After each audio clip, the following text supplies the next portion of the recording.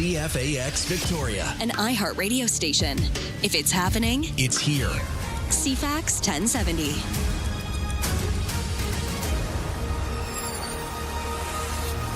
Good morning, I'm Katie Hamilton with CFAX 1070's 11 o'clock news. Breaking news on new turbulence in the air industry. Sunwing Vacations Group, including Sunwing Vacations, WestJet Vacations, is suspending all Cuba operations until further notice. The move is based on the current political climate in Cuba, including the lack of fuel on the island nation due to U.S. sanctions. The change includes WestJet Airlines and WestJet Cargo. Guests with existing bookings will be contacted directly to discuss options. That could be rebooking to an alternative destination or canceling for a full refund. Sioux Fire Rescue Deputy was on CFAX earlier. One of two fires in the community on Wednesday is a cautionary tale for gardeners. The blaze on an Otter Point Road property was sparked by grass clippings stored in plastic bags. It's better to leave it in an open compost bin. Make sure you're turning it at regular intervals and keep the moisture content in there, because as it dries out, that's usually when fires will start. The deputy fire chief says composting materials create heat. Too much heat will spark flames if the energy can't be released. The U.S. House Republicans are moving forward with plans to codify an official name change for the Department of Defense to the Department of War, which is preferred by the U.S. president. Despite the amendment's passage, the measure would need to go through the Senate, where it faces roadblocks due to the need for Democratic support to codify it into law. Democratic Congressman Adam Smith, who serves as the ranking member of the House Armed Service Committee, referred to the move as one of the dumbest things that has been done by the administration. Meanwhile, the massive ballroom bunker project at the White House was the subject of a 2-hour hearing earlier today before a 3-judge appeals court panel. The Trump administration is appealing a March ruling by a federal judge that construction could not go on without congressional approval. The administration has really framed this as a national security issue. They've pointed to these recent shootings that have happened near President Trump, the one at the White House Correspondents' Dinner, another incident on Pennsylvania Avenue in May, to argue that this ballroom is necessary, that there's no other space where President Trump himself could have a big gathering safely. A Republican-backed measure that would have provided a $1 billion in funding, some of which would have gone to the ballroom, has been dropped by lawmakers. And if you're looking for a natural way to keep mosquitoes off your skin this summer, patchouli oil might be your new best friend. A study highlighted in the Epic Times says researchers found when patchouli oil is mixed into a simple lotion, it can keep mosquitoes away for up to 3 hours. And here's the fun twist. Patchouli oil isn't just for incense lovers. It's long been known for its warm, earthy scent and its starring role in perfumes and aromatherapy. Now scientists say that same scent seems to block mosquitoes from picking up human odor, making you a lot harder to find. I'm Monica Nelson. Taylor Swift has dropped a new single today titled I Knew It, I Knew You. It was written for the upcoming Disney and Pixar film Toy Story 5. The single marks Swift's return to her country music roots and features her beloved cowgirl character Jessie. Toy Story 5 is in theaters on June 19th. Weather is coming up next. Today's CFAX 1070 News Poll. Are you concerned about the federal government's proposed rollbacks of environmental policy? You can vote now at CFAX1070.com or the iHeartRadio app. Your CFAX weather for today. Cloudy with 60% chance of showers. Some risk of thunderstorms over western sections late this afternoon. And then some wind becoming west, gusting up to around 40 near the Juan de Fuca Strait. Highs of 16 during the day. And then for tonight, mainly cloudy, 60% chance of showers. Wind west 40 near the strait early this evening before becoming a little bit lighter later this evening, a low of 8 degrees. For tomorrow, cloudy with 40% chance of showers, highs of around 16, and then cloudy periods for tomorrow night with 40% chance of showers and a low 8. Right now in downtown Victoria, it's a mix of sun and cloud and 13. I'm Katie Hamilton. If it's happening, it's here on CFAX 1070. It's just about 11:05.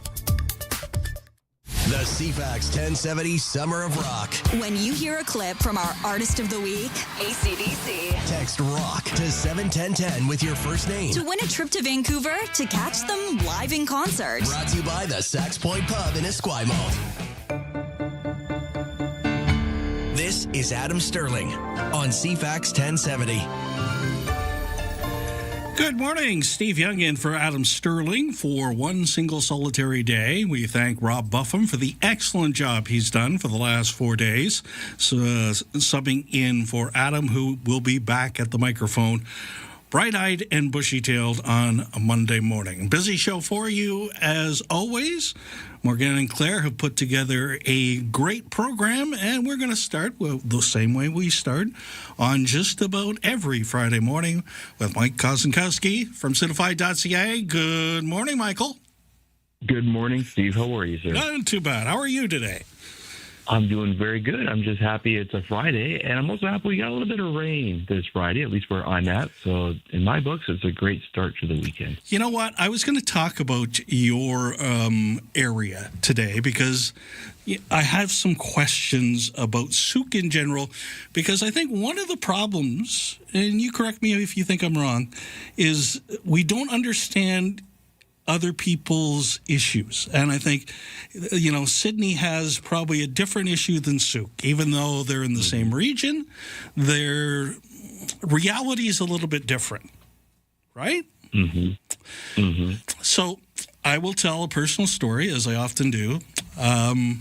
Each year, when the hospital foundations and, things like Stars Helicopter have those sweepstakes, and they, you pay $3 for $85 or whatever it is to buy a ticket. One of my motivations to buy those tickets is the prize, obviously. And one of the prizes that's been there dangling in front of me since I moved to Victoria over 3 years ago is that beautiful condo overlooking the water in Sooke. Uh-huh. So it's put to mind is, that's kind of my dream win. I want to win that condo. Then I can retire safely. I'll be in the region for the rest of my life. I can overlook the water.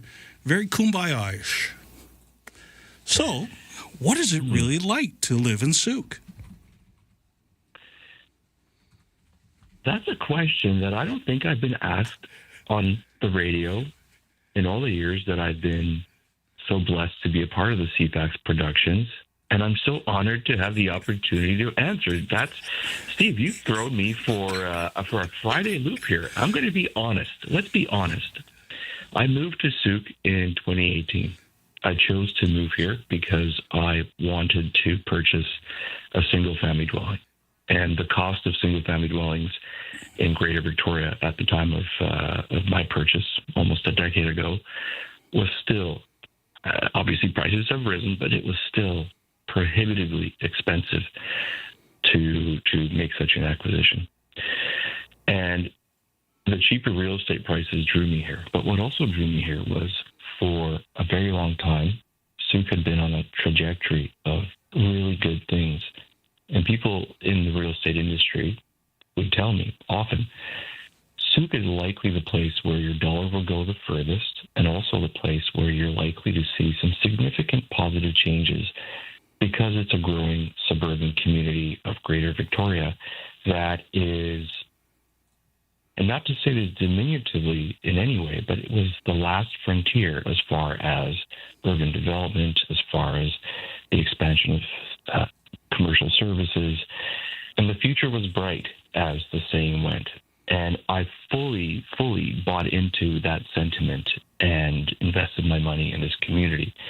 And so thrilled was I to have done so. This is a community that I very quickly learned is incredibly caring. It's got an incredibly large heart. The people here really do look out for each other.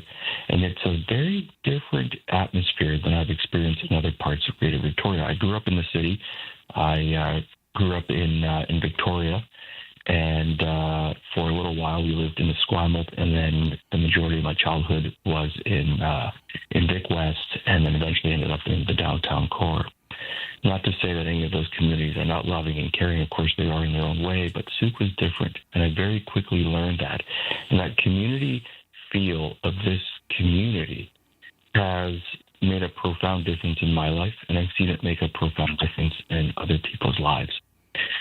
Now, the community feel aside, we are obviously dealing with growing pains because this is and has been for a long time the affordability breadbasket of the capital region. It has offered people the most attainable real estate of any jurisdiction in the capital region. And it's brought a lot of families to this community, but also people like the first responders who work in Victoria, like the individuals who build their homes in Victoria and throughout the region, the individuals who work for the provincial and federal governments in our region, the school teachers. The real, true bread and butter of our community has chosen to move here because of the affordability. And one of the things, the biggest thing I would say, that they ended up realizing after moving here and falling in love with the community feel of the place, falling in love with what it means to be in a seaside atmosphere, close to the mountains, obviously close to water sports and water activities and so forth and so on, was that unfortunately the infrastructure investments just could not keep up with the growth and the demand for the housing in this region. And so, long story short, what it means to live in Sooke is you've got this incredible location, incredibly beautifully located with an incredible community feel to this place where people truly do care about each other and work their best to take care of each other. That is deficient in a couple of ways, namely the road infrastructure and secondly, the commercial amenities, the stores. We're lacking commercial services. We're lacking a robust internal municipal road network to help people move, not just to and from work, but also to access the commercial services in this town. So one of the things that I tell people now who are choosing to move to this community or looking to make a switch into Sooke from other parts of the region is assess how much your time is worth in terms of being in traffic and also how much time you'll have to dedicate to acquiring your commercial goods and services in a different municipality, because it does add up over the span of a week and a month and obviously a year. You will likely spend more money on things like your vehicle and fuel to get to and from work and shopping. But if you're able to work from home, and if you don't necessarily need to leave Sooke on a regular basis, I honestly could not think of a better place in terms of where to put your real estate dollar. And also, because of the community aspect to Sooke, a place to feel like you're part of a community. And you really do. There's something different about the community aspect of Sooke. And that, to me, has been the most profound realization since moving here almost a decade ago. That was a real good answer, by the way. Heart matters. I love Sooke. Steve. I just do. There's something special about this place. It's the access to the wilderness. We're on that frontier, if you will. Beyond Sooke is the rest of Vancouver Island. And it's a very different feel when you're here and you realize that. I must admit, listening to you talk about Sooke was almost identical to one of my decisions when I got a job at the radio station in Bracebridge, Ontario, and I decided to live in Gravenhurst because I felt Gravenhurst had heart. And I had like 6 months as a news person covering both of those towns, and I chose Gravenhurst on purpose. A, the price was cheaper, but B, I felt they had more of a heart of a community, and it matters. It just matters.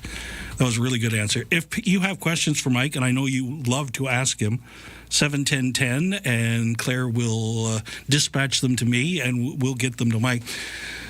Tell me about the assets of Sooke as you see them. Mm-hmm. We're talking about the infrastructure and the commercial assets. Is that what you're referring to? No, just like quality of life stuff. Like what? So I used to do rural development, Mike. And so we used to go into communities when they were in crisis and say, okay, what are your assets? What have you got going for you? That's an excellent question. I'm going to give a shout out to the Sooke Community Association. What they do for that community And the community association is separate from the municipality. They own and operate recreational facilities in Sooke, or at least a significant portion of them. And the work that they do for the Sooke community in terms of the extracurricular activities, sporting and so forth and so on, is incredible. And that organization hardly ever gets the shout out that it deserves, and yet it takes on such a massive role every year at virtually pennies on the dollar for the taxpayer. If you were to operate the facilities a community association operates in Sooke and operate them through the municipality or another government entity, the cost would be significant. And without any asking for recognition, that organization provides a tremendous service. That's one asset that I was never familiar with until I moved here. And to me, that is an incredible asset in Sooke, and one that flies under the radar. If you know, you know. But if you don't, I would encourage the residents of Sooke and other parts of the region to learn about the community association here, because they operate very differently than what we would consider a traditional community association in other parts of the region. So I'll start with that, if that's okay. That's excellent. Okay, you've got waterfront, which is always a bonus. You got some parkland there. And you've got, like, it's kind of a hiking oasis, right? It sure is. Yeah, it's the gateway to the west coast of the capital region. You've got incredible beaches. You've got the Juan de Fuca Trail, which is just reopened after a closure for an extended period of time due to storm damage. You've got Sombrio Beach. You've got French Beach. You've got Gordon's Beach. You've got Port Renfrew further afield. Of course, the surfing in Jordan River. It really is quite a spectacular place to call home. And I know that we talk a lot about the traffic issues and a lot about some of the other day-to-day business issues related to Sooke. But all that aside, once you hear and you take that breath and you realize where you are, you're almost like at a Gulf island that is connected by transit to downtown Victoria. That's one of the ways I've heard it explained, and you know what? I love it. I'll borrow that. But it really does feel like you're living on a mini island adjacent to Victoria, especially when the highway shuts down. Then you definitely feel like you're living on an island. So let's take a break. I want to come back. I got a couple more questions for you. I know we got some calls starting to come in as well. If you'd like to talk to Mike, we'll make that happen as well. You're listening to the Adam Sterling Show on CFAX 1070. An iHeartRadio experience. Jelly Roll. Live in Quebec City at Festival d'été de Québec. Presented by Bell in collaboration with Coors Light. You could win VIP tickets for two for July 19th with flights, hotel, and $1,000 cash. I'm wide awake and I'm dreaming. Download iHeartRadio. Listen to CFAX 1070 for 10 minutes and enter to win. Jelly Roll at FEQ. Every day you listen is another chance to win.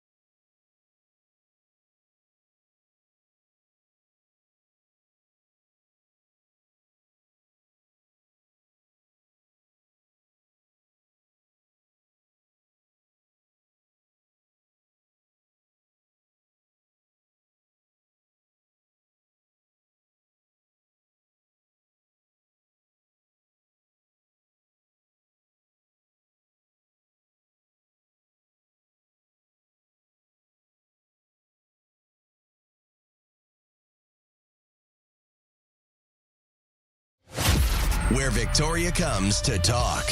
This is Adam Sterling on CFAX 1070. Welcome back to the radio program, 1121 on CFAX 1070. Steve Young in for Adam Sterling. Mikey Kay is joining us on the line right now, talking about Sooke so far.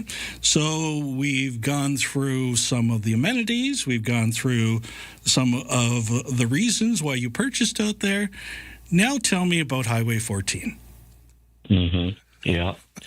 If I'm being honest, it's actually one of the best designed roads that you can drive on when there's no traffic. It is an exceptionally well-engineered road for the most part, and it feels just right as you're driving in from the West Shore in particular. It's mostly a downhill grade. And once you learn that road, it becomes very familiar, very pleasant to navigate. And when there's no traffic, it's a absolute joy to drive, including some ocean view glimpses as you make your way towards Sooke Town Center.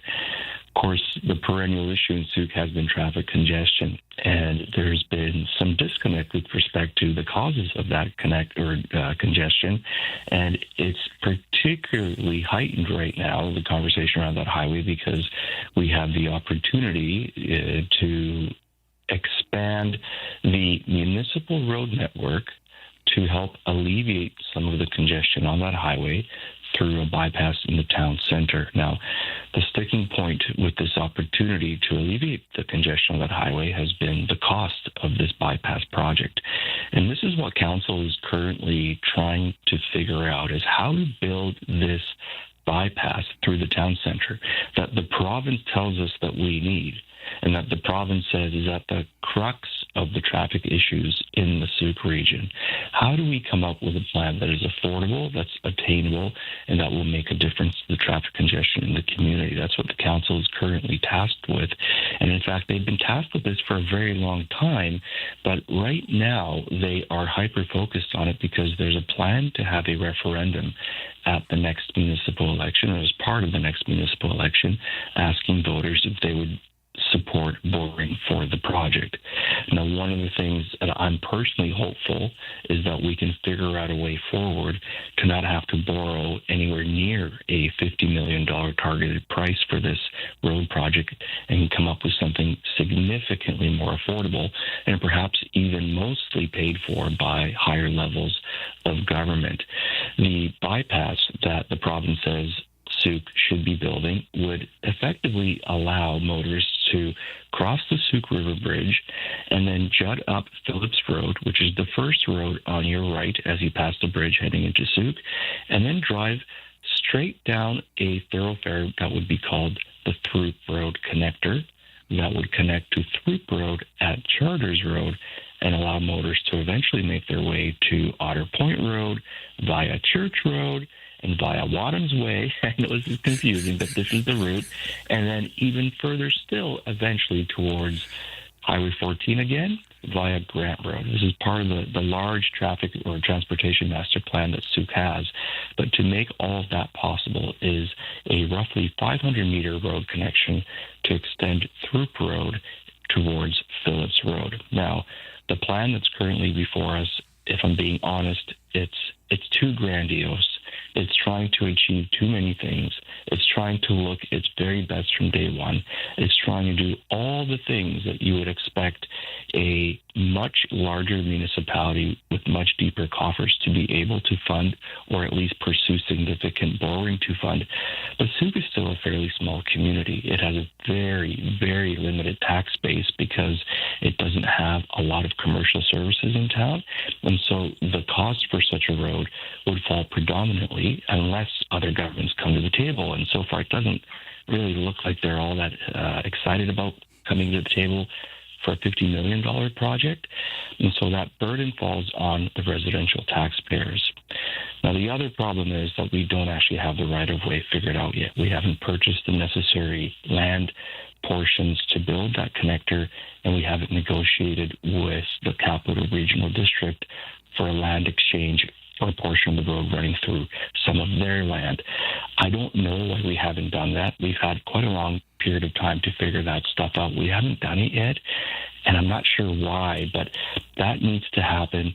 We've got to figure out a more affordable bypass project and costing. And then once we do figure all those things out and build that bypass route, I think other levels of government are going to start stepping up with additional monies, which we can then use to quote unquote gold plate this road and make it a little bit shinier and nicer, maybe add additional uses to it and so forth and so on. But right now, I think the priority should be, and this is just Mike's opinion, the priority should be an affordable, attainable, shovel-ready project that builds 2 lanes for traffic and then an additional usage for pedestrians and cyclists. And we do it in as affordable way as we can, as quickly as we can, because we know, given the growth rate of Sooke, that we need that bypass. And it's not the bridge that's the problem. It's not other parts of the town center that are necessarily the major problem. It's just the lack of municipal roads once people arrive on the highway into Sooke. That's basically all it is. We just need an additional parallel road that can help move traffic that doesn't need to go through Sooke's town center, move it further into the suburban developments and communities and just get them out of the congested town center.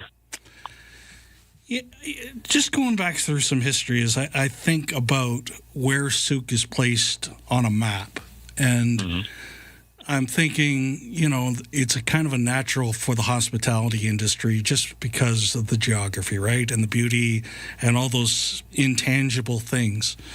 Yet, we see Tofino develop the way it has, and Sooke has a lot of the same attributes. Why do you think they're so different? In terms of... the number of hotels and things like that, it seems like it would be a natural.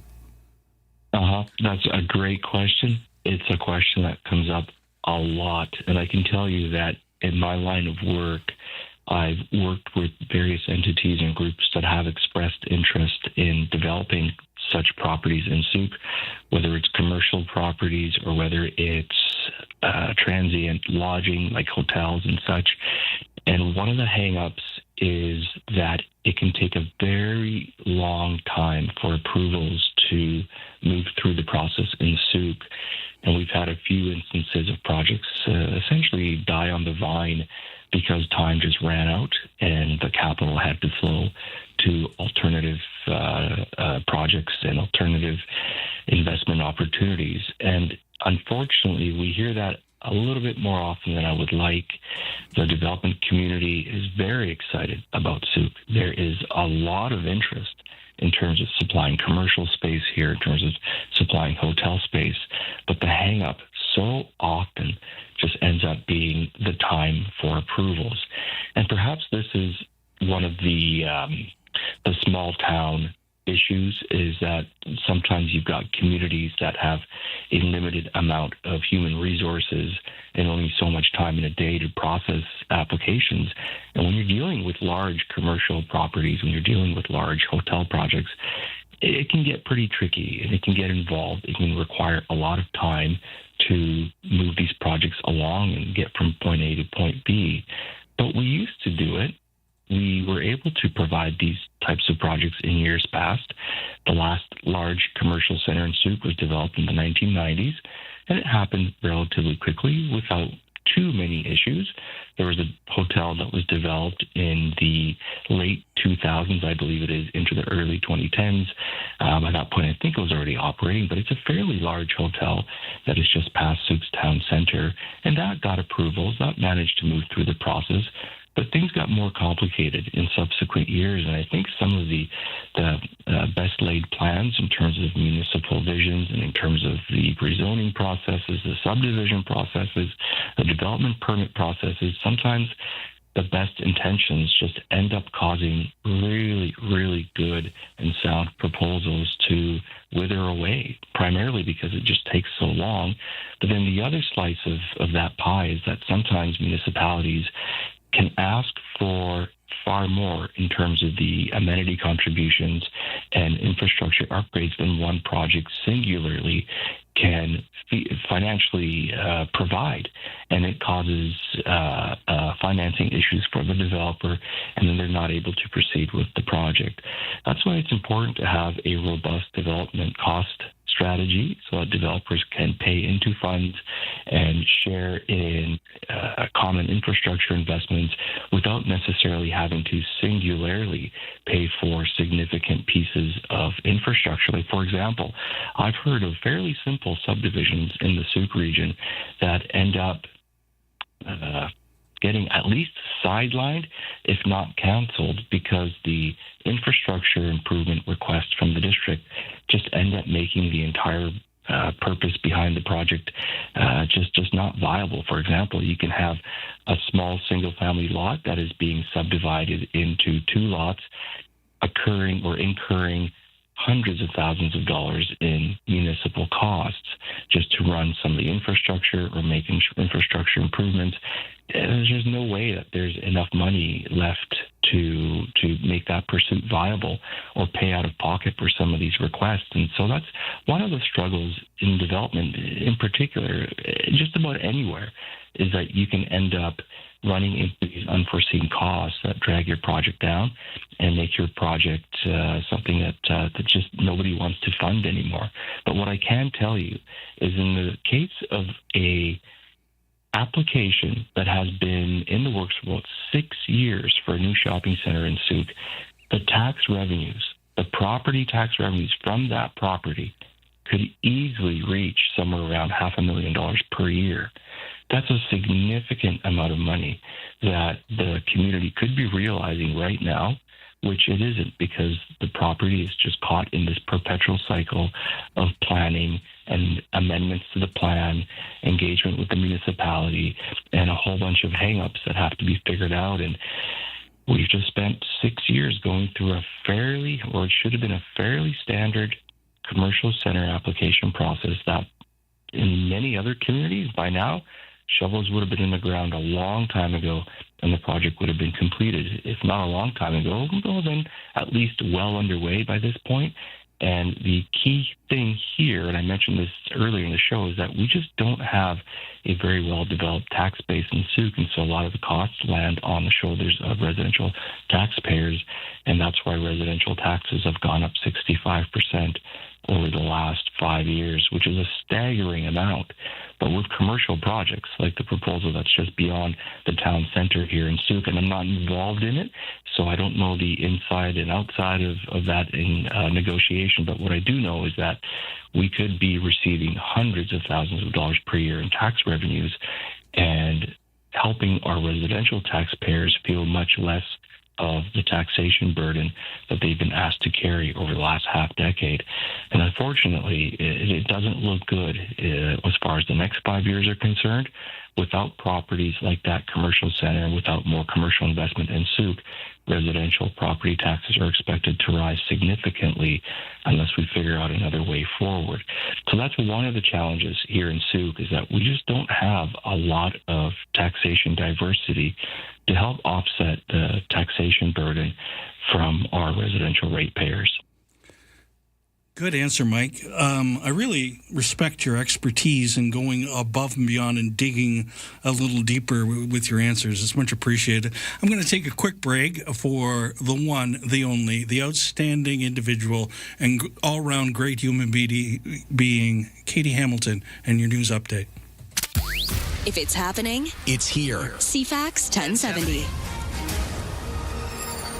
Good morning, I'm Katie Hamilton with the headlines from the CFAX newsroom. A federal Liberals' flagship affordability measure will land in the bank accounts of eligible Canadians starting today. The Canada Groceries and Essentials benefit was previously called the GST-HST credit and usually paid out on a quarterly basis to lower-income households to help them keep pace with the rising cost of living. The one-time top-up is worth 50% of the annual benefit, and regular quarterly payouts will also rise by 25% for the next 5 years, starting in July. A surprise gain in Canada's labour market last month was concentrated in full-time work and widespread across industries. Stats Canada says of the 88,000 jobs added, construction led the way with a gain of 27,000 jobs. The wholesale and retail trade sector took the heaviest hit with 35,000 positions lost. Katie Hamilton, CFAX 1070 News.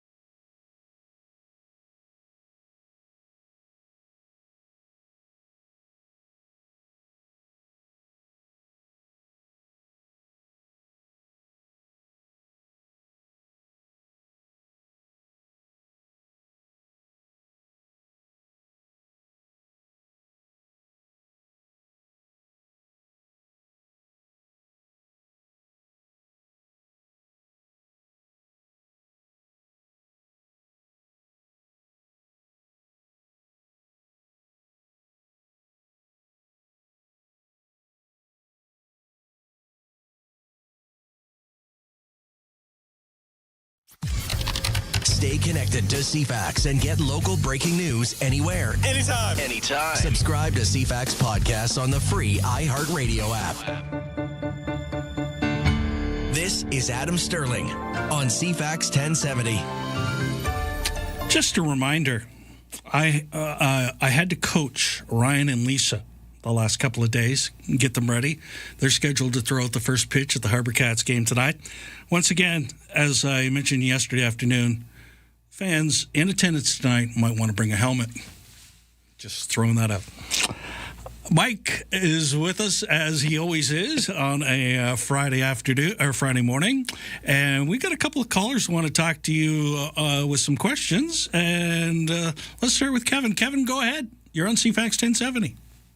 Hi, if I'm permitted, I actually have two questions. One for Mike, which is really quick, and then a little bit more complicated for you. And Mike, if he wants to tune in, because he is a resident of BC.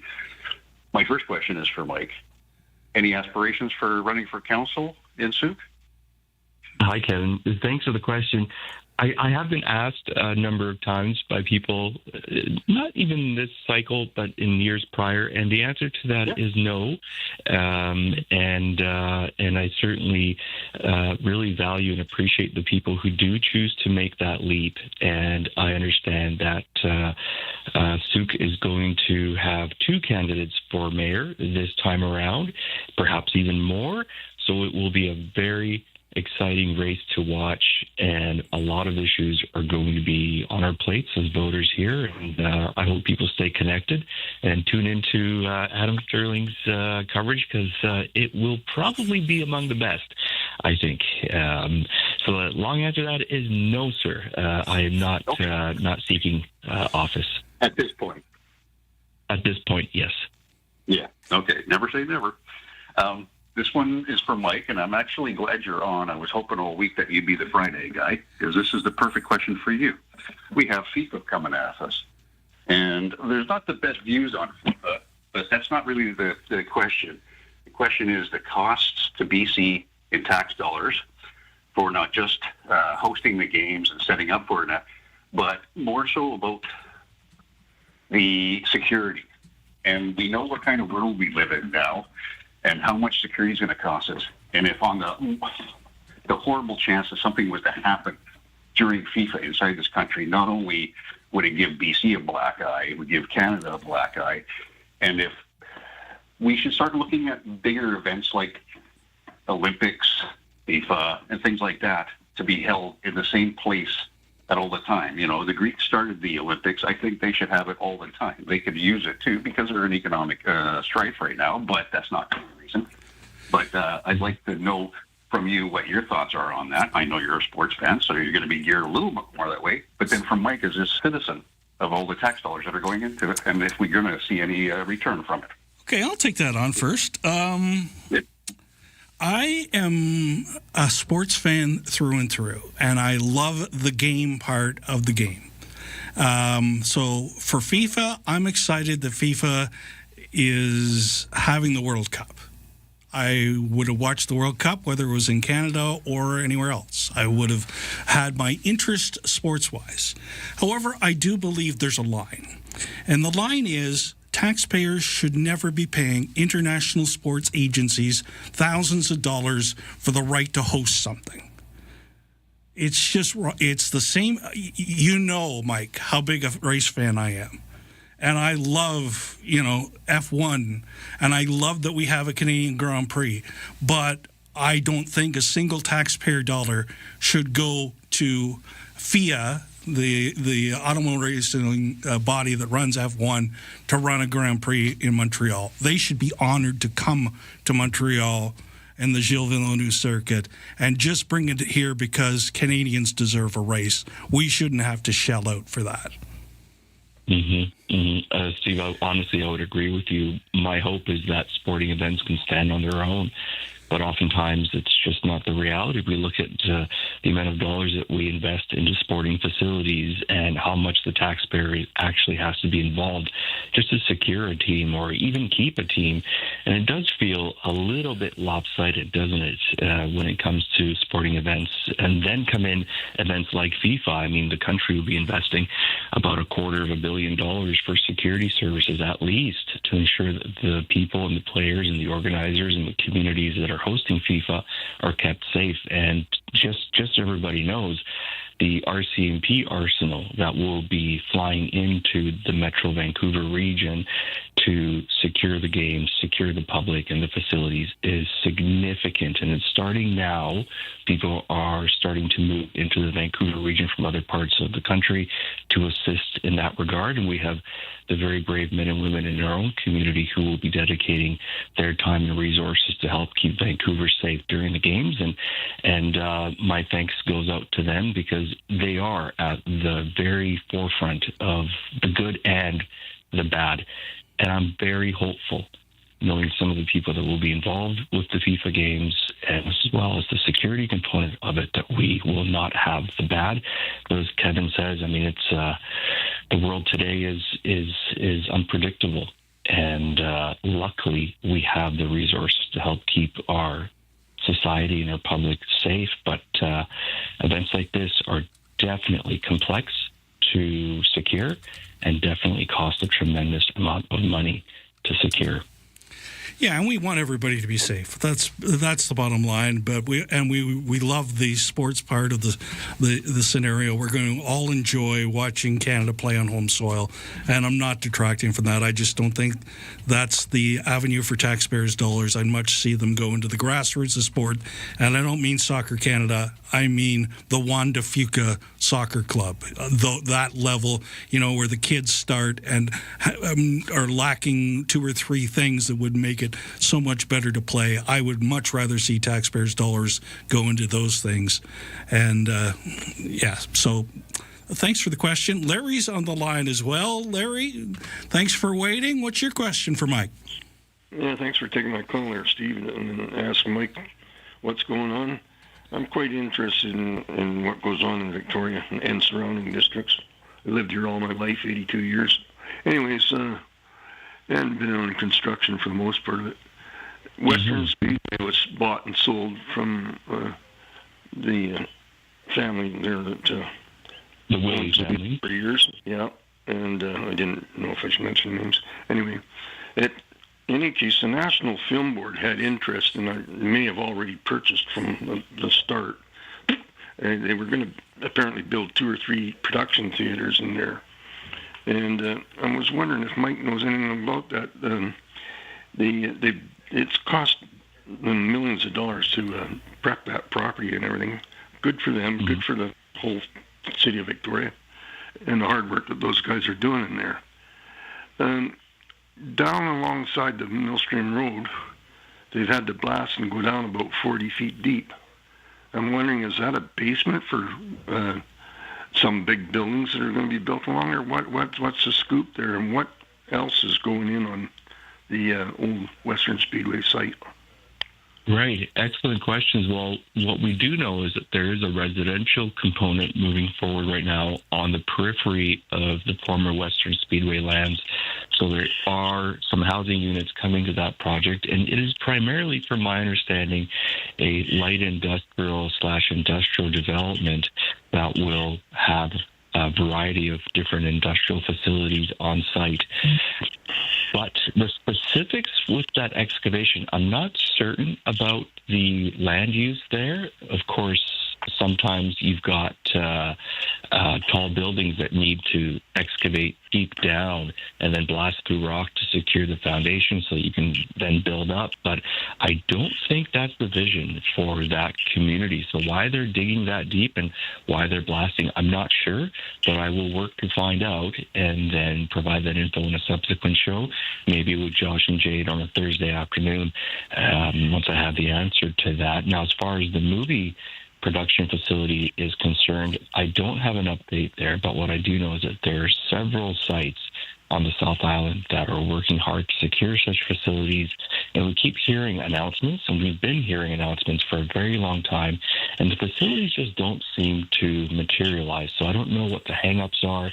I don't know if it's financial. I don't know if it's contingent on government dollars not arriving or not being pledged for these projects. But we do keep hearing a lot of these announcements, and so far nothing substantial has materialized. So if that is the case, that we're moving forward in a production facility on the old Western Speedway lands, that's fantastic. Now, one of the things that I should mention is recently announcements from Netflix have been attributed as originating in Victoria, or at least a few announcements have. So there's definitely a movie production presence here, and the tentacles of which, and I have no doubt, are spreading quickly and throughout the South Island. But there's got to be something afoot if we're getting press releases issued from Netflix attributed to Victoria as the location of the release. So that's something to watch for. Thank you for the call, Larry. Hope and Mike's going to do some research for you. Thanks for doing that as well. We're going to take a break. Last segment of the first hour coming up.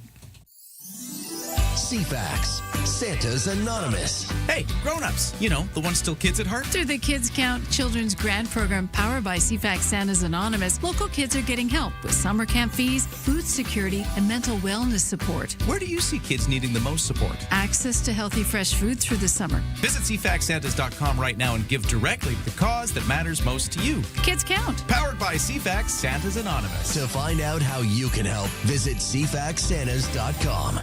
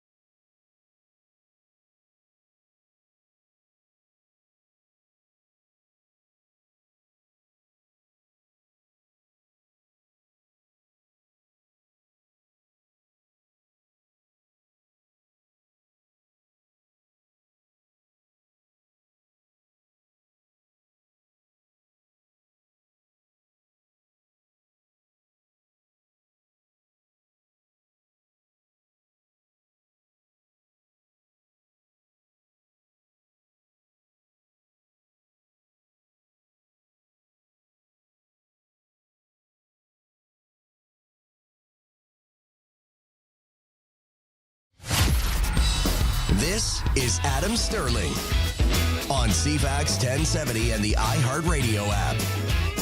11:53 here at CFAX 1070. Steve Young in with for Adam Sterling this week. Mike, as usual, joining us from Certified.ca. Mike, anything you're keeping your eye on that you want to tease the listeners with? In terms of some development projects, well, I think one of the things that I'm really interested in is what happens north of the Capital Region and the development that's taking place there. The Cowichan Valley in particular has been another hotbed of affordability for the Capital Region, but it is much more disconnected, at least it feels like, than some of the suburban communities in Greater Victoria, primarily because it lacks a regular and well-developed transit connection that other communities have. For example, my community in Souk, you're never far away from access to Victoria via transit, and it's fairly frequent transit too, all things considered. But there is a new project coming to Mill Bay on southern Cowichan Valley that will deliver around 1,000 housing units right at Mill Bay, Shawnigan Lake Road at the Trans-Canada Highway. That's a profound addition to the housing makeup of Mill Bay, and with that addition will come a pretty sizable commercial component. And it just makes me think that even communities like Mill Bay can figure out some of the complex applications in relatively quick time. So why can't Souk at the best of times? So I am a little bit jealous, I got to be honest. The listeners up in the Cowichan Valley, you're going to get another commercial center and some much-needed multi-use buildings and a variety of housing types. And we'd love to see at least some of that here in Souk. So if the development gods could spare us some commercial services in Souk, we'd sure love it. Your campaigning is awesome. Malahat, while you're talking up there, I have heard there's a lot of talk around a data center. Have you heard this? I have heard nothing about a data center on the Malahat. What have you heard, Steve? I've just seen some back and forth that maybe there's some groups that would love to put something and might have been a little disappointed with the announcement recently in Delta that they thought maybe would go to the Malahat. So I just find that interesting because, first of all, it really is scenic and gorgeous, and I don't know if, as the Premier of Manitoba said, I don't want this thing here, and maybe there's some of that I don't know about. So I don't want to speculate, but I just wondered if you had heard anything different. No, I haven't, and you're probably referring to like a data processing center or an AI center, something along those lines. What we do know is those facilities require significant amounts of energy to power them, cool them, and they're not making friends wherever they end up going, these facilities. So who knows what's in the works there, Steve, but I will check into that. There is definitely a lot of land once you cross over the Malahat and in the Bamberton/Mill Bay area that is ripe for industrial development. Some of that's already taking place. Once you cross the Malahat, you'll see to your left and right, there's construction going on, and the stuff you would see on your left, I think you have to kind of veer off the highway to see some of what's happening there. But there's plenty of room for industrial construction out there, and perhaps there's even an appetite for these data centers. Just as we wrap things up for the hour, say I'm a first-time buyer and I'm trying to get into the Victoria market. Is the condo market offering me some opportunities right now that I should really be considering?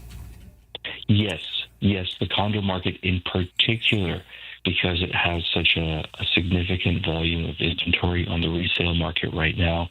You've got not a lot, but some inventory on the new build market. We're nowhere near the level of excess inventory that Vancouver has seen or Toronto has seen. So we're not in any kind of a panic mode here like some of the other communities are across Canada. But currently, one-bedroom condos, studio condos, they're trading for very favorable prices. The buyers are firmly in control when it comes to that segment of the market, and in particular, buildings that are older, where your money will stretch the furthest, I think, is if you're able to get into a relatively newer built studio or one-bedroom apartment, or even a larger unit, but in a relatively newer built building, because you're likely to pay prices that are similar to what you would have paid several years ago, but you don't have to carry through the GST on that purchase. So you're saving at least that portion of the cost, and you're getting into a newer building that still has a portion of its warranty in effect. And that does matter, especially when it comes to being a first-time buyer and an entry-level buyer. Every dollar counts, and you want it to stretch as far as it can and also have some peace of mind over the medium term, and that's what those warranties allow you to have. As far as location, I would put my dollar on, and I know this might sound controversial, but I would put my dollar on the downtown core and periphery as far as the furthest reach for my dollar, because the downtown core has been the hardest hit. And if you do believe that the agenda at the City of Victoria's hands or at its doorstep, that things are going to get better, that they will be taking the social issues seriously, then the only way up for the real estate market in the downtown center is up, or the only way is up, I should say. So if that agenda will bear fruit, then that is a place where people should consider their next investment. If you're an investor who wants to buy commercial property or a condominium to then rent out, it's a little trickier due primarily to the interest rates, but also because the competition among landlords is growing.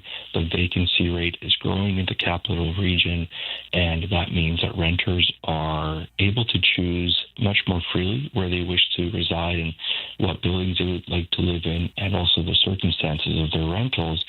So you have to be somewhat smart about investor purchases right now, because there is a lot of rental inventory coming. We have definitely changed the way our immigration policies are bringing in newcomers into the country, and that's having an effect on vacancy rates as well. So be smart about it. It's a buyer's market. Be willing to listen to your real estate agents, take their advice, and try to be reasonable as a seller as well. Don't seek what you think you can get. Seek what your real estate agent says you're fairly likely to get, and that should secure a faster sale for you. And I know we're coming up at the end of the segment here, Steve. Thank you so much for your time and for the opportunity to chat, Souk. I love chatting, Souk, and talking about my community. And I wish you a wonderful rest of the day. Great show, and happy weekend. Thanks for all this. Take care. Bye-bye. Thank you.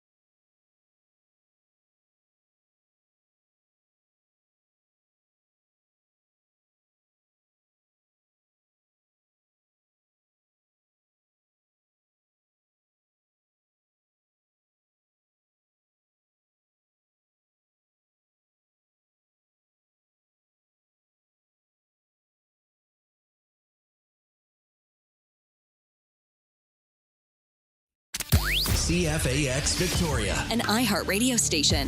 If it's happening, it's here. CFAX 1070.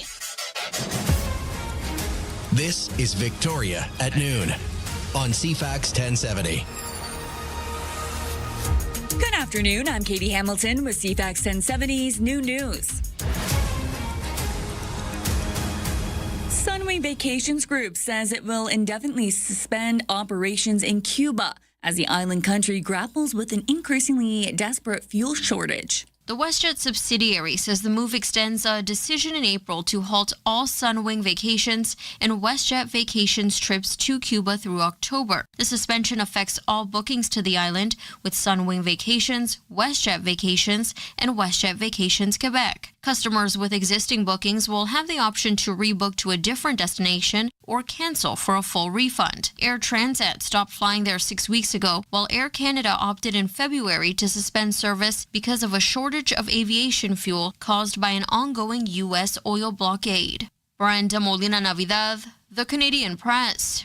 Stats Canada says the economy added a surplus 88,000 jobs in May, pushing the unemployment rate down to 6.6% and partially offsetting employment declines over the first 4 months of the year.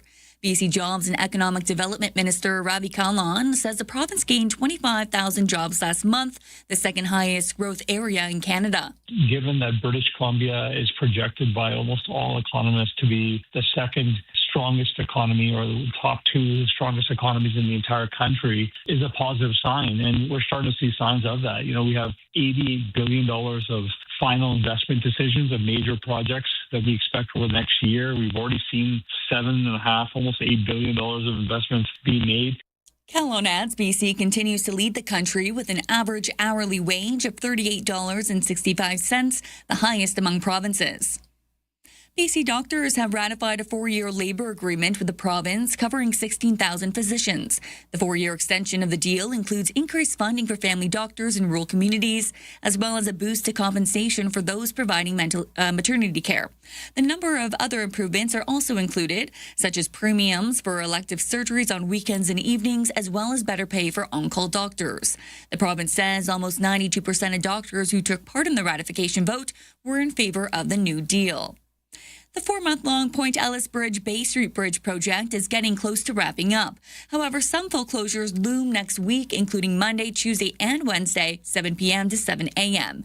Victoria's Assistant Director of Transportation, Ross Kenny, was on the Josh and Jade show yesterday with an update. But once those are done, we're very hopeful that the bridge is going to be opening back to two-way for the rest of the summer. So, we're within days of being able to announce when that will happen. Outside of these hours, regular project impacts remain in effect. Eastbound closed 24/7. That's Victoria West to downtown. Westbound is open. Astronauts aboard the International Space Station had to seek shelter in a SpaceX capsule today after the station sprung a leak. Out of an abundance of caution, 5 astronauts aboard the International Space Station had to temporarily take shelter in the SpaceX capsule that is docked at the station, while cosmonauts worked to fix a new leak on the Russian side of the orbiting space station. That part of the space station has suffered from cracks and leaks over the years. NASA says Roscosmos decided to do a more extensive repair after fresh problems were found. The crew was able to return to regular operations after the repair work was paused. I'm Lisa Dwyer. Weather is coming up next. Today's CFAX 1070 News poll. Will you be among the 12 million Canadians to receive the new Canada Groceries and Essentials benefit? You can vote now at cfax1070.com or the iHeartRadio app. Here's CFAX weather for this afternoon. Mainly cloudy with 40% chance of showers. Risk of thunderstorms over western sections late this afternoon. And some wind west this afternoon, 40 near the Waterford Strait, highs of 16 during the day. Then for tonight, mainly cloudy, 60% chance of showers. Wind looks to continue near the Strait early this evening before becoming a little bit lighter later this evening with a low of 8. Right now in downtown Victoria, it's a mix of sun and cloud and 13. I'm Katie Hamilton. If it's happening, it's here on CFAX 1070. It's 12:06. Want to win a brand new 2026 Toyota CHR valued at over $44,000? Learn more at bcaa.com/car giveaway.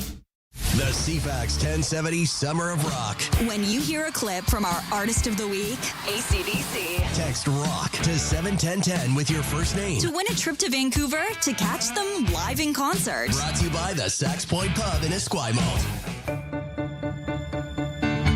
This is Adam Sterling on CFAX 1070. Good afternoon. Welcome back to Hour 2 of the Adam Sterling Show. Steve in for Adam today. We have a guest on the line. The push from patient advocates to see the provincial government's promise of a Nanaimo patient tower and cath lab has been going on for a long time. The last we checked on this issue, the Regional District of Nanaimo was fronting some of the funds for the new Nanaimo Hospital campus, and Fair Care Alliance Chair Donna Hayes was returning from a trip to Ottawa to push the project. It's time time to catch up with her on the issue and along with the overall push to improve care up Island. First of all, welcome to the show, Dawn, and thanks for joining us. Thanks, Steve. Appreciate being interviewed today. So where are we at with the construction of the hospital campus? So we've actually made some huge strides. I believe last time I spoke with you folks was just coming back from my first trip to Ottawa. We've actually, Fair Care has been to Ottawa twice now to specifically speak with the federal government under their announcement of $5 billion towards hospital infrastructure spending. And those have been really positive conversations.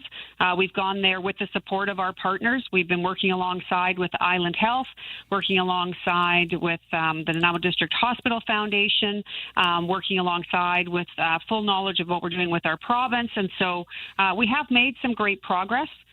We do know that the provincial budget this year did actually preserve and was positive. We were the only positive healthcare region in the province. It preserved our long-term care bed project that's almost ready to go, and it made some specific notes around funding for acute care services on our tertiary campus at Nanaimo Regional General Hospital. We've come a long way since the budget announcement in that the province has given the go-ahead to the Regional Hospital Board to fund and to do the concept plan in conjunction with Island Health. So that is a big step forward and something that we desperately need to see how a hospital tower and how a potential cath lab, how they would integrate onto the site and work together, whether they're one project or two projects. And so we have made some progress moving forward on that front. So do you have a sense of that current timeline from the province? Well, I have a sense from the people doing the reporting. I do know that Island Health is very invested at fast-tracking that concept plan and that they're hoping to have that out in a 12-month period, which is pretty exciting. Now, that is usually a much longer process, but they realize the dire need that we're in for healthcare, and they are working on that. From our end, we're just waiting to hear from the federal government if the province put our cardiac intervention center on the list of projects to receive reciprocal funding from the federal government. I heard actually earlier this morning that Quebec's funds have been approved and are rolling out to their province. So we're hoping that the BC government put forward our list and our project on that. And so I suspect in the next few weeks we're going to hear more about what that looks like, if we might be entitled to some federal funding, which would expedite the process on the tower and on the cardiovascular center. Now, you touched on the Ottawa trip. I'm thinking of some of the work that Gord Johns is doing and pointing out, the island might not be getting its fair share these days. Are you getting a reception when you go to Ottawa and talk to those government officials that makes you optimistic and that maybe some of the funds will start flowing to the island a little more often? Yeah, we are Ottawa is changing day by day. It is the fastest pace in the years that I've been going there. It's the fastest pace I've ever seen our federal government working at. This Prime Minister is serious about getting infrastructure happening in our country. And so we're seeing rollout of programs in a much faster pace and being project ready, being a requirement for projects to happen at a much faster pace. Now, the one thing that we have been able to prove hands down through our government relations team working in Ottawa is that Central Vancouver Island is by far the largest population in Canada without access to the standard of care, particularly cardiac care, but overall with tertiary services. So we have the most people. We actually have the oldest people in Canada live in our region, and we have the least amount of access to care than anywhere else in Canada. So hands down, our actual technical case for infrastructure funding to come to our region, we have been able to verify that. We have been able to show the federal government that that is actually the case, and we do have their attention on that. Every office that we sit in has said, yes, we see your case. Your case has been proven. Let's see where your province is at. Where are your First Nations at? How is this coming together? How important was it for the regional district to put some funds up to speed up the construction? To be straight up, that's a game changer. that is the regional district board taking a leadership role in the conversation and changing the conversation. It's not the standard way or the historical way in which funding for healthcare infrastructure projects happen. So when they stepped outside of their comfort zone and outside of the norms and took a real leadership role and said, we understand healthcare is important to the people that live on Vancouver Island, that was a game changer for us. So for Fair Care to be able to go to Ottawa, show our project, and we do have a full comprehensive study that shows what the cardiovascular center looks like, for us to be able to show that and say that, the regional hospital board is in for 50% of the funding. They're funding the studies to make the entire tertiary campus of care possible. That's a game changer. And a leadership role that we are not seeing other places is happening right here in central Vancouver Island. So municipalities are playing a bigger and bigger role in healthcare, period, just, giving the push. And I think of some of the innovation we've seen in Colwood and other places around doctors, they're the ones doing the pushing these days. You're completely and totally correct. They are because they have to. They are boots on the ground in communities who talk to their constituents every day. And as healthcare is in decline and is sliding from the standards that we used to see or standards that we expect as Canadian citizens, what you're seeing happening is the local governments are having to step up and fill gaps. That is really difficult to do as their only funding sources are through things like property taxes. Right. So that's why these federal programs where they're announcing this $5 billion in matching funds for hospital infrastructure are so critical for us to be ready to apply for and get engaged with. Because as we're seeing, our province doesn't have the money to do that work necessarily right now, although they're doing the planning stages right now. When the municipal government has been collecting the property taxes, has it in a fund, they can step up and take that leadership role.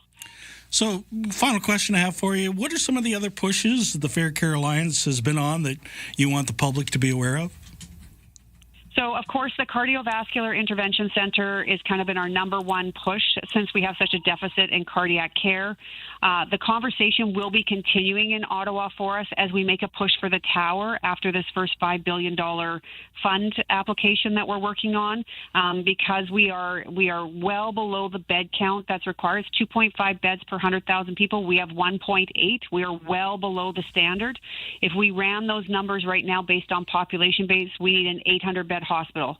We have 364 beds. So we have been working really hard on that conversation. The other piece is, because we get a lot of pushback, is, what's going to happen with recruitment and retaining of physicians and healthcare workers. So with our community partners, we're working on a workforce housing plan. We're working on a daycare plan. The Hospital Foundation has a red carpet rollout program where they are going out to physicians and bringing them into community to show them the services and community that can be provided by living here. So we really are working now on a full comprehensive plan to not only bring the infrastructure, but to also bring the people to staff and work in that infrastructure. I know you're squeezing us in. Thanks so much for the conversation. You are on it. Very impressive, and we wish you the best of luck as you continue your work. Thanks, Steve. Really appreciate the time. Donna Hayes of the Fair Care Alliance in Nanaimo. From CFAX 1070. Here's what's happening around the island. Victoria Track Classic is June 12th at Centennial Stadium. Details at runsport.ca/Track Classic. Help care for local wildlife and enter to win the Wild Arc Raffle. June 1st through 18th, you can buy your tickets at spca.bc.ca. Get more event info at cfax1070.com. If it's happening, it's here. CFAX 1070.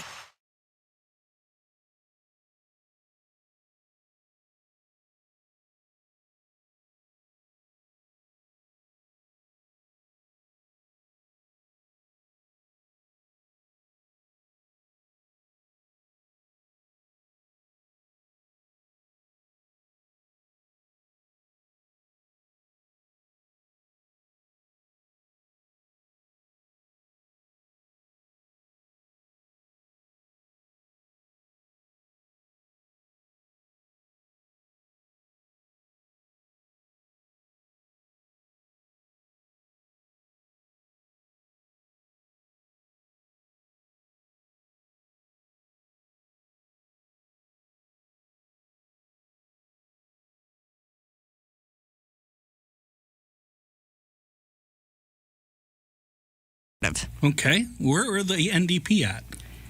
For the decided voters, we got 41% rather for the BC NDP. So that's a 7-point drop since the NDP's peak popularity last October, and a 7-point increase in the same time period with the Conservatives. And so this report is available up on Leger's website now, but I wanted to make sure that, and we will reach out to Leger and try and get you somebody on, like I said, but I just wanted to make sure that we were aware of this right off the top as these numbers are coming in. So housing affordability remains one of the top issues, and the economy has increased in importance. So that really seems to be weighing into, or it could be rather weighing into some of the decisions that people are making here and saying, you know, even if I am somebody that is more critical of the things that Carrie Lynn Finley says about things like SOGI 1, 2, 3 in schools or any other issue that is quite polarizing, it seems like that's just not necessarily becoming a priority for many voters, as we're seeing more economic issues cited here in this report. How are the Greens doing? How are the Greens doing? I didn't even have a chance to check. I'm not going to lie. Steve asking the probing questions. Let's find out. Let's find out. Because I'm interested to see if any of the NDP vote is going to the Greens as people start to get more concerned about climate change and the lack of action being taken by the federal government, and as a result, the domino effect down the line. Okay, I do have a number for you, in fact, Steve, and we're just going to pretend that I checked this initially rather than just focusing on... I'm like, who's going to be the official opposition? Who's going to be the leader if we have an election right now? The rest of it, whatever. I don't care. No, that's so mean. I'm sorry. I'm not a Green Party hater. 8%. 8%. So 8% for the BC Greens, and then other is sitting pretty at 6%. Okay. So we're basically back to 50-50, which really isn't that much different. The Conservatives are in front now. Interesting. And does environment even figure in as one of the topics? Okay, so for our top issues of total importance, I'm just going to spitball a few of the ones that we are listed here as things that were factoring into people's decisions who did answer this survey. We've got housing prices and affordability, healthcare. So that's a big one. I mean, we just had a wonderful interview with the Fair Care Alliance's Donna Hayes. And, you know, that's an issue that we've been trying to keep tabs on over the past several months. And health inequity regionally, it's a serious thing. You know, listening to her for those 10 or 15 minutes, it just goes to show you that leadership doesn't always have to be elected. That leadership transcends, you know, political parties and that, and sometimes it's community activism. And to have somebody that intelligent and that diligent running something to Nanaimo should feel very, very fortunate that they have an advocate that is that effective and goes to Ottawa and pitches and makes all those kind of efforts, because that is not common. That is how you advance your community without being elected. She needs to be. Yeah, frankly I agree. Yeah. It's one of those things where you look at the difference it makes, just how far up island you are and your health outcomes. And some of the things that I've learned from some of the research that they have on their website and things like that, it's quite stark. It's quite bizarre, actually. Yeah. It's like, how can it be such a different world when we're on the same little rock off the coast? You know? It's bizarre. And, some of the stats she had, and she wasn't looking for them. She knew the stat inside out, sideways. Anyway, back. So healthcare's number 2, and what else do we have on the list? Economy. Okay, I buy that. Inflation. Yep. Inflation. Crime and public safety. So that's starting to slide. I think so. But I'm not sure off the top of my head. I wonder if that's because we're getting better or because we've just grown used to it, because I'm not sure on which of those two things it is. Or I think sometimes even when people see a real push and investment happening, that can sometimes change things as well. Like if people feel like, okay, this is something that is being addressed and isn't necessarily going on the wayside or being ignored, sometimes that can change things on the margins for people. So depending on what's happening locally with the individuals who are responding to this survey, depending on what's happening in their own communities, whether there is some sort of significant action being taken or not, I feel like that could also kind of shape how much people would include that on a priority list.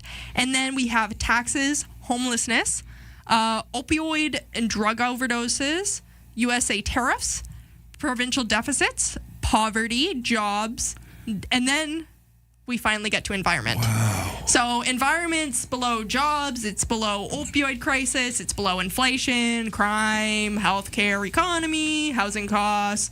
So yeah, I don't know. It's honestly, okay.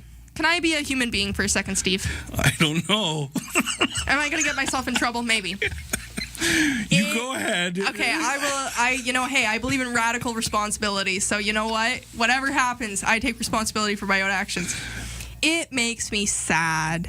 The situation where we've let environmental concerns go to the wayside and so many people have thrown in the towel and just said, well, that sucks. I accept the situation, and we need to be very practical right now because of X, Y, Z. It makes me sad. It really does. When I look at federal leaders, provincial leaders, local leaders who have, and I understand. I'm not apathetic to it. I'm not unsympathetic to the very immediate concerns we have with our economy that affect the material well-being and the day-to-day life of so many people. I'm not naive to the fact that we have conflict happening in the world and how that plays into all of this and how we need to prioritize things. But it just makes me sad, like almost on a spiritual level, like that we have had. I feel like so many of us collectively have had to just make our peace with environmental destruction. It's sad. It's also an indicator that environment's that far down on the list and the Green Party is not picking up support the way I thought they would. I thought with a new leader and kind of a new thing and some people being dissatisfied with the current government for various reasons, I thought that maybe there was an avenue, but it doesn't seem like there is. It's like one side or another. It's very much Democrat versus Republican, only Canadian version. So, thanks for coming in and sharing that with us. I'm going to ponder that number for a couple of days and say, is anything really different, or are we just seeing a 3-point swing just on the momentum of somebody new being in the ballpark? Well, that's a really good point. It very well could be. Yeah. Speaking of ballparks, somebody who's very comfortable in one has your news update at 12:30. If it's happening, it's here. CFAX 1070. Good afternoon. I'm Katie Hamilton with the headlines from the CFAX newsroom. A federal Liberals flagship affordability measure will land in the bank accounts of eligible Canadians starting today. The Canada Groceries and Essentials benefit was previously called the GST-HST credit and usually paid out on a quarterly basis to lower-income households to help them keep pace with the rising cost of living. The one-time top-up is worth 50% of the annual benefit, and regular quarterly payouts will also rise by 25% for the next 5 years starting in July. A surprise gain in Canada's labour market last month was concentrated in full-time work and widespread across industries. Stats Canada says of the 88,000 jobs added, construction led the way with a gain of 27,000 jobs. The wholesale and retail trade sector took the heaviest hit with 35,000 positions lost. Katie Hamilton, CFAX 1070 News.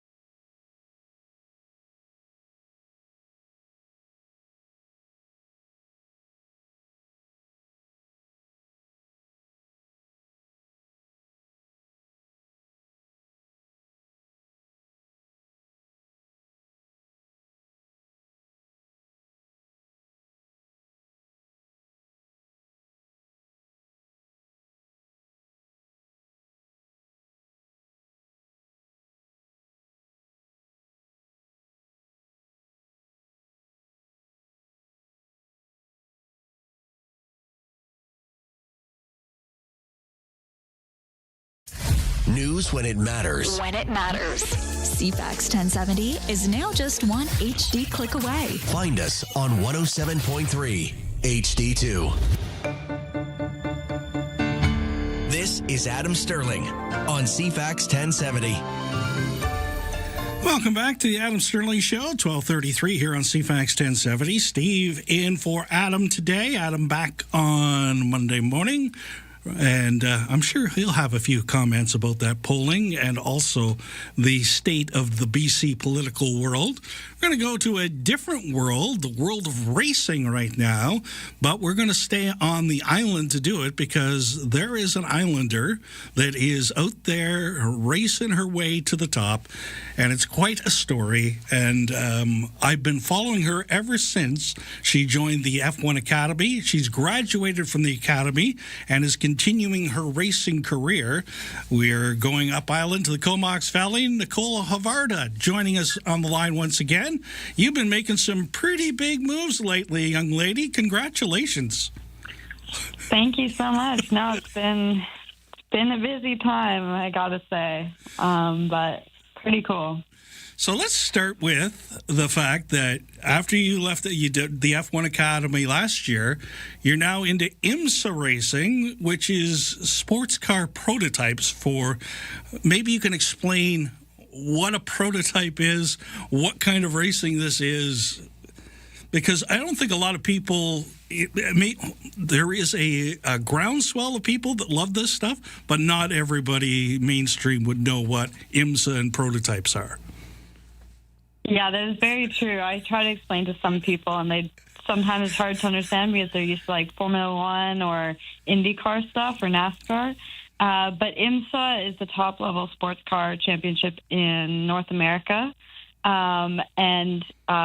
It basically brings you to like the 24-hour Le Mans. So it was kind of different for me to go from the F1 Academy, which is an open wheel car, and it's like sprint races, so it's like 35 minutes, to this year racing in IMSA, which I'm racing. It's like a mix of a sports car and a formula car.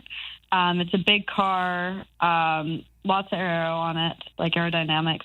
And the thing is that this car lasts like a 24-hour race. So that's why they're built this way. So like an open wheel car can't last a 24-hour race.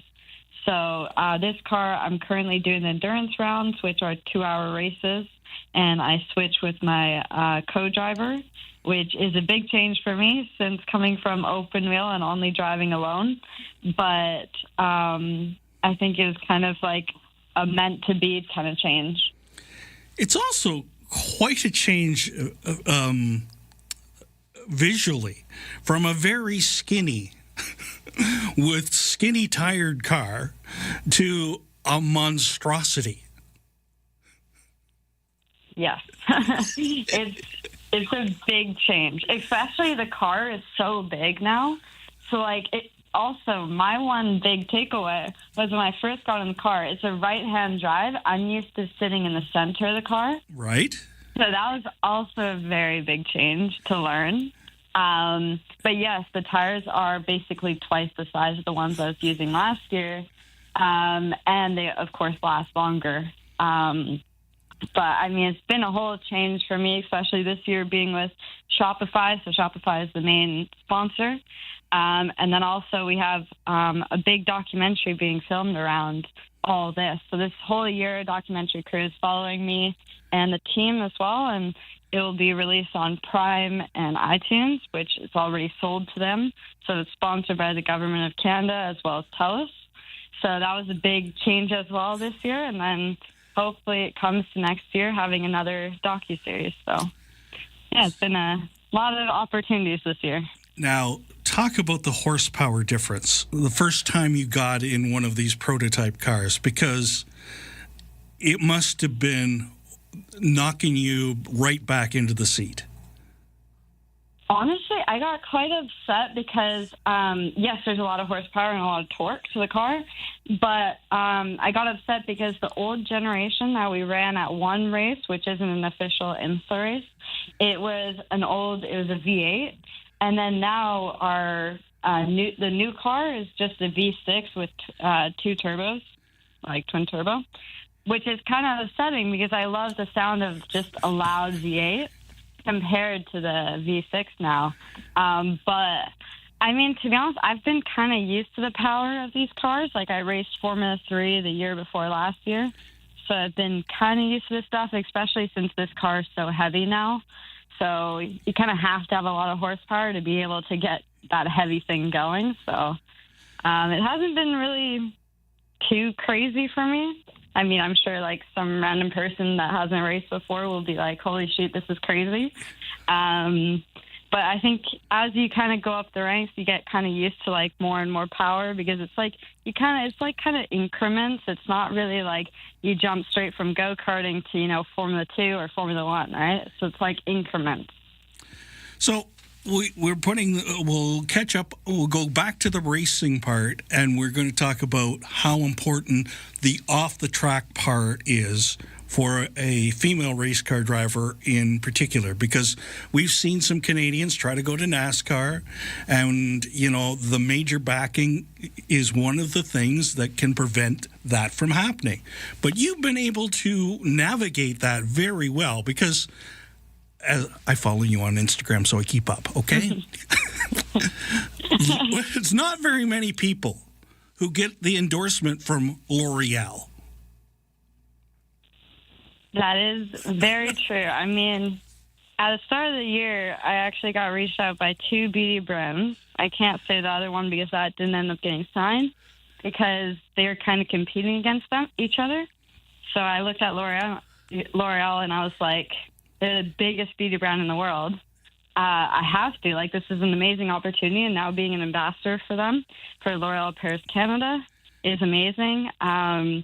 And I think, like you said before, it's like racing. My dad and I always say this because he's been in this for so long with me now.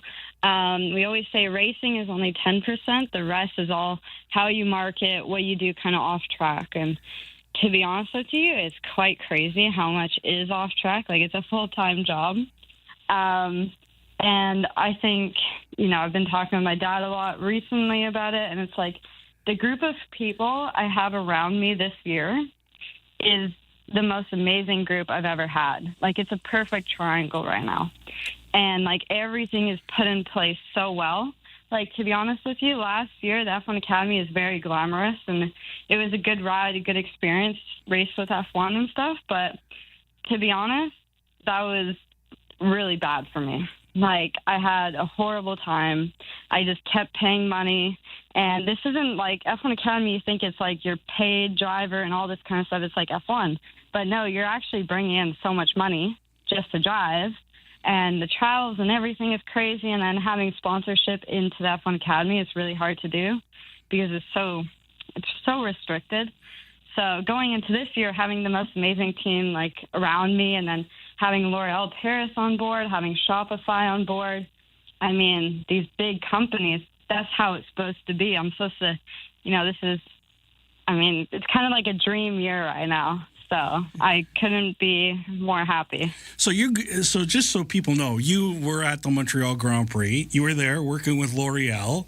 You were there with models and everything else for social media purposes, and you fit right in. I really congratulate you for being so open and sharing this part of your life on social media the way you do. Yeah, I think it's very important to use social media as much as you can, because I think when I look at other racers, I'm always curious, like, what do they do, like, when they're not racing? Like, yeah, cool, I see all this car stuff, like, they're in the car this weekend, but I always want to see, like, what are you actually doing? Like, how is it when you're home? Like, you know, people think we have these glamorous lives, but to be honest, we don't. Like, this L'Oreal event at Montreal Grand Prix was amazing. Like, with all the influencers, I learned a lot and all this kind of stuff. But then I also like to see people's lives, like, out of all this glamour. So I was, like, talking to influencers there because, you know, they have so many followers, and I was learning a lot. And I was like, hey, like, how does your life look other than this stuff? Like, this is so, like, perfect. Do you have this all the time? And they're like, no, I actually go home and, like, this is like a once in a month kind of thing. So I learned quite a lot from, influencers. And I think this is a group of people you have to be around to, learn social media properly, because if you learn how to do social media properly and you use it to the maximum, you can get so much out of this. So tell me about the TV program and having a camera around you all the time that you're at the racetrack. It's not just at the racetrack. It's at home. They're planning a trip in, I think it's July or something. They're coming to the island. It's a lot. They want to see, they're capturing. They have nothing specific to capture. They're capturing, everything. And then whatever is chosen is put in the documentary. And then there is works for next year to do maybe a series, which they're trying to sell it and see how this one does specifically. But I mean, it's already sold, so there's already the money for the docuseries. So they film literally. I can't even tell you, because they film everything, anything and everything possible. So a lot of companies I actually talk to partner with, we always mention that this docuseries is happening, and there are going to be a lot of eyes on it, and it's basically free marketing. Yeah, exactly. So it's huge. So that's I was talking to one of the producers, and he was like, a lot of athletes say they have a unique story, but it's all the same. But then this story is so special because we have the docuseries, we have Shopify on board, L'Oreal as well, and then I'm racing with a Canadian team, and I'm Canadian and racing in America in a big sports car. I'm a girl, everything puts together so well. So that's a big benefit to this documentary, and partners as well. So it's been a long journey. Can you stick around through the break with us? Yeah, of course. Okay, so Nicole's going to be back right after this. The CFAX 1070 Summer of Rock. All right. Win a trip to Vancouver and catch a concert from the Sax Point Pub Summer of Rock lineup. Listen to CFAX from 6 till 6. When you hear a clip from our Artist of the Week, text ROCK to 71010 with your first name to win that concert. You'll fly with Helijet and stay at the Rosedale on Robson Suite Hotel. Brought to you by the Sax Point Pub in Esquimalt. Stream us on the iHeartRadio app.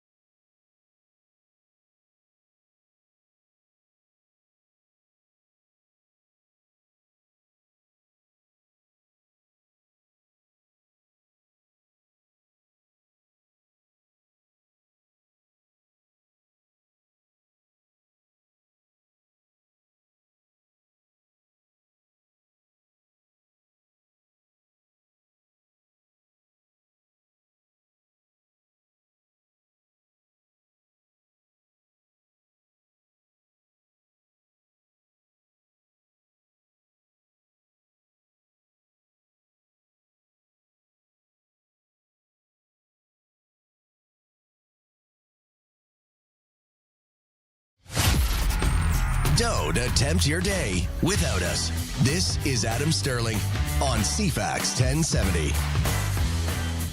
I'm joined by a professional endurance racing driver from the Comox Valley, Nicole Havard. Really enjoying the conversation. I thought we should get back a little bit into IMSA and the car, because you have a very distinct car that is unusual, and also just paint a picture for folks, because they might not know, but IMSA and endurance racing is quite different, because within the race, there's races going on. So basically, you have various types of cars all on the same track at the same time, and some are a lot faster than others, and it makes for a very interesting race to watch. Yes, exactly. And usually there's a certain amount of time. So the big one is a full 24-hour race where the car has to last literally 24 hours, and you do a driver change. So you have usually 4 drivers on the team, and you change. It depends how long the stints are that you plan, but usually every 2 or 4 hours you change drivers, and you just go on until the 24 hours is up. So I was actually at the Daytona 24 hours this year because the owner of Shopify, he races as well. So I went and watched. He races LMP2, which is a step above what I'm racing right now.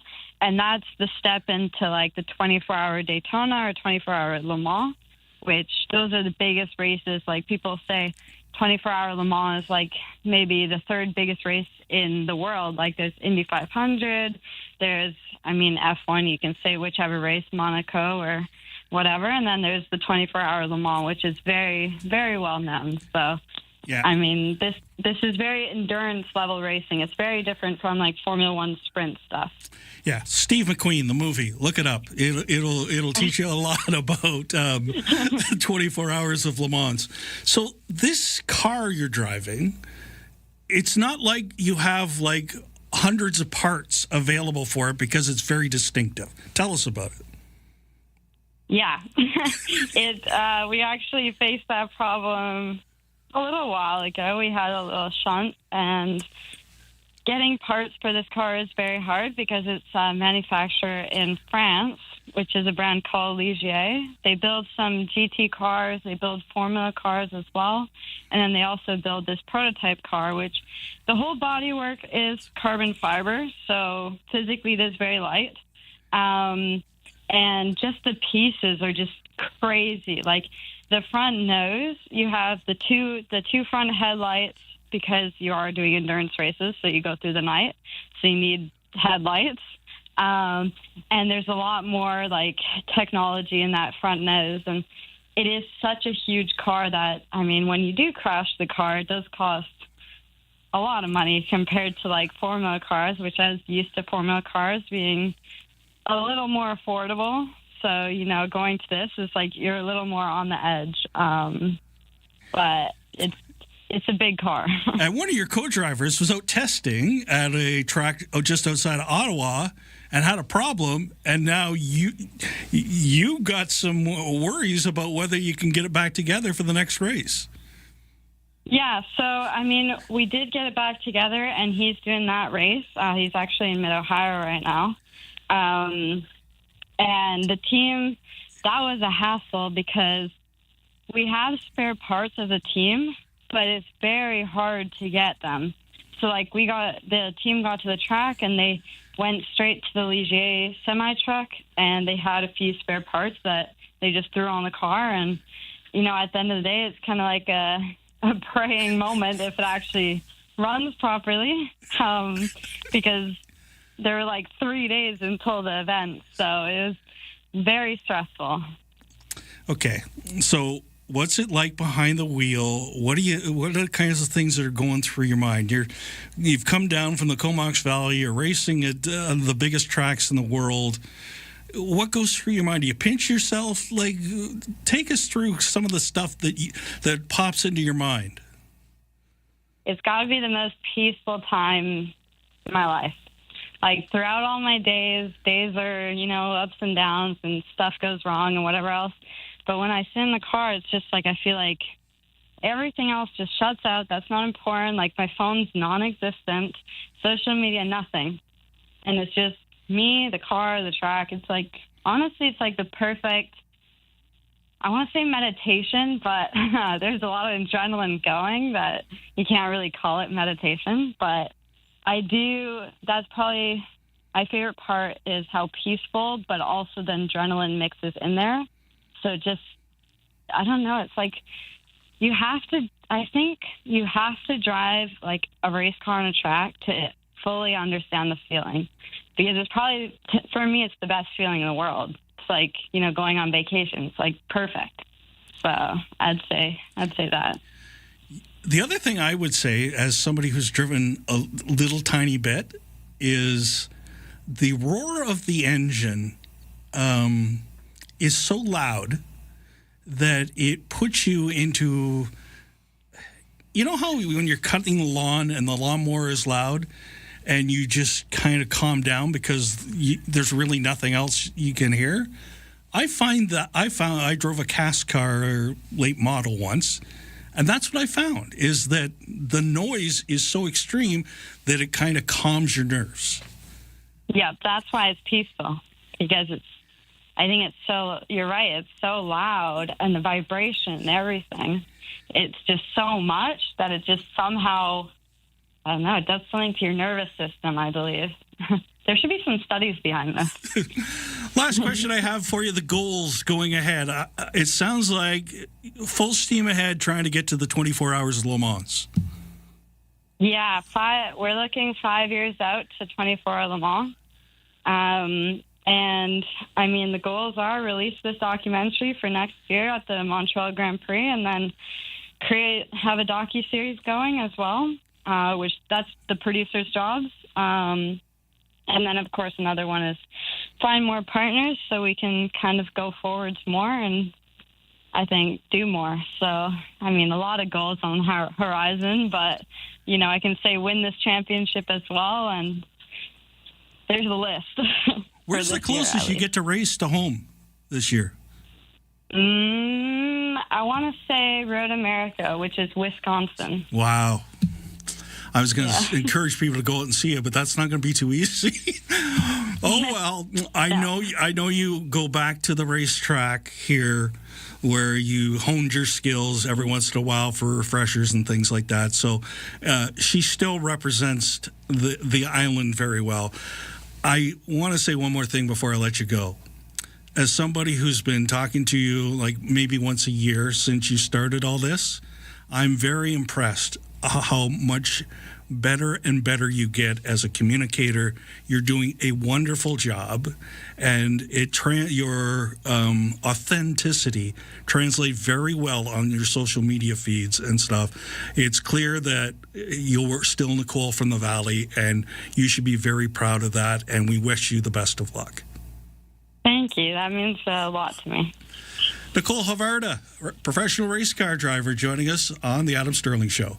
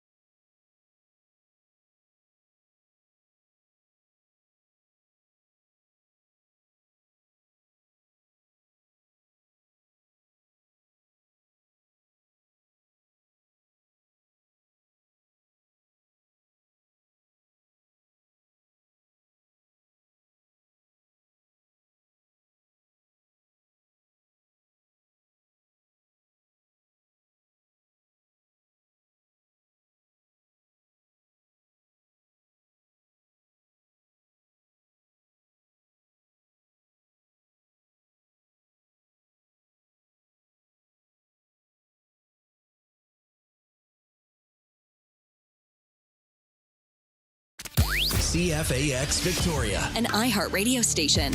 If it's happening, it's here. CFAX 1070.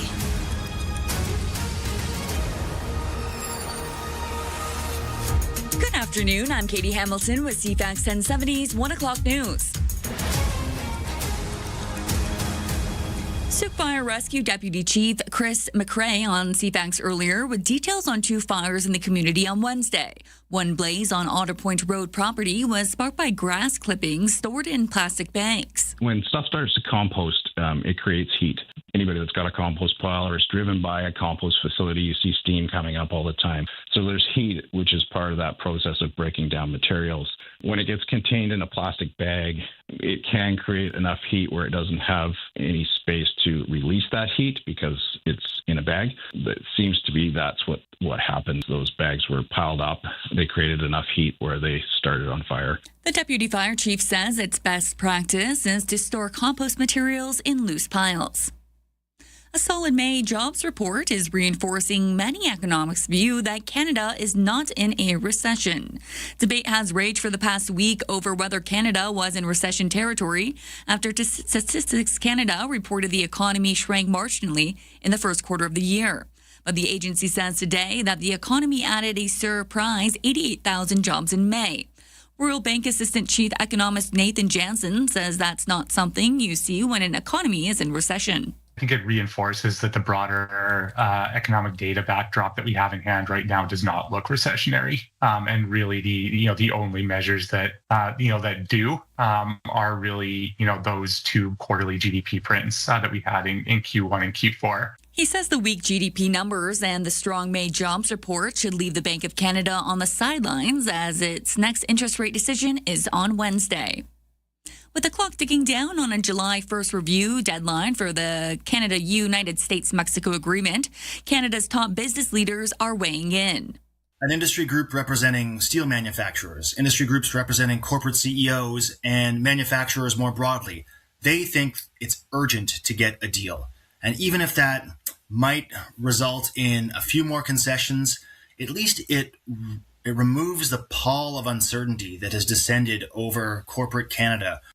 Just this week, the Trump administration proposed a 10% additional tariff on Canada and other countries, though the vast majority of goods exported to the U.S. are compliant with existing trade pacts and exempt from levies. Meanwhile, the U.S. House Republicans are moving forward with plans to codify an official name change for the Department of Defense to the Department of War, which is preferred by the U.S. president. Despite the amendment's passage, the measure would need to go through the Senate, where it faces roadblocks due to the need for Democratic support to codify it into law. Democratic Congressman Adam Smith, who serves as the ranking member of the House Armed Service Committee, referred to the move as one of the dumbest things that has been done by the administration. Canadian American border officials are expecting an increase in counterfeit goods due to the World Cup. Lawyer David Lipkiss says there is a lot of fan demand and counterfeits are flooding the marketplace. 2 people were arrested in Toronto earlier this week, and police seized more than 16,000 counterfeit merchandise items. Lipkiss calls that number eye-opening and says it indicates the scale of the problem. BC Transit is inviting the public to learn more about upcoming work at the future Saanich Transit Centre site. Demolition and site prep are set to begin in July and continue through the end of this year. Once they're removed, crews will carry out civil work to prepare the property for future considerations. So before that work gets underway, BC Transit is hosting the 2 open houses where residents can meet the project team, ask questions, and get details. Those sessions are on June 18th and June 20th from 10 to 1 at 4196 Glanford Avenue. Today's CFAX 1070 News poll. Will you be among the 12 million Canadians to receive the new Canada Groceries and Essentials benefit? You can vote now at cfax1070.com or the iHeartRadio app. Here's CFAX weather for this afternoon. Highs of around 16 degrees. Some wind becoming west 40 kilometers near the Juan de Fuca Strait. Mainly cloudy with 40% chance of showers. For tonight, mainly cloudy continues with 60% chance of showers. And so does the wind. Wind west up to 40 near the strait early this afternoon before dying down later this evening, a low of 8 degrees. Right now in downtown Victoria, it is a mix of sun and cloud and 13 degrees. I'm Katie Hamilton. If it's happening, it's here on CFAX 1070. It's 104. Fruit and berry plants are on sale now at Borden Mercantile. Raspberry, blueberry, strawberry, kiwi, lemon, and more are all 20% off. Borden Mercantile on Borden Street near Quadra and Mackenzie. Want a junk-free summer? CFAX 1070 has got your back. Enter online for your chance to win a complete summer cleaning service from 1-800-GOT-JUNK. Greater Victoria's trusted professional junk removal team. Enter to win today at CFAX1070.com. This is Adam Sterling on CFAX 1070.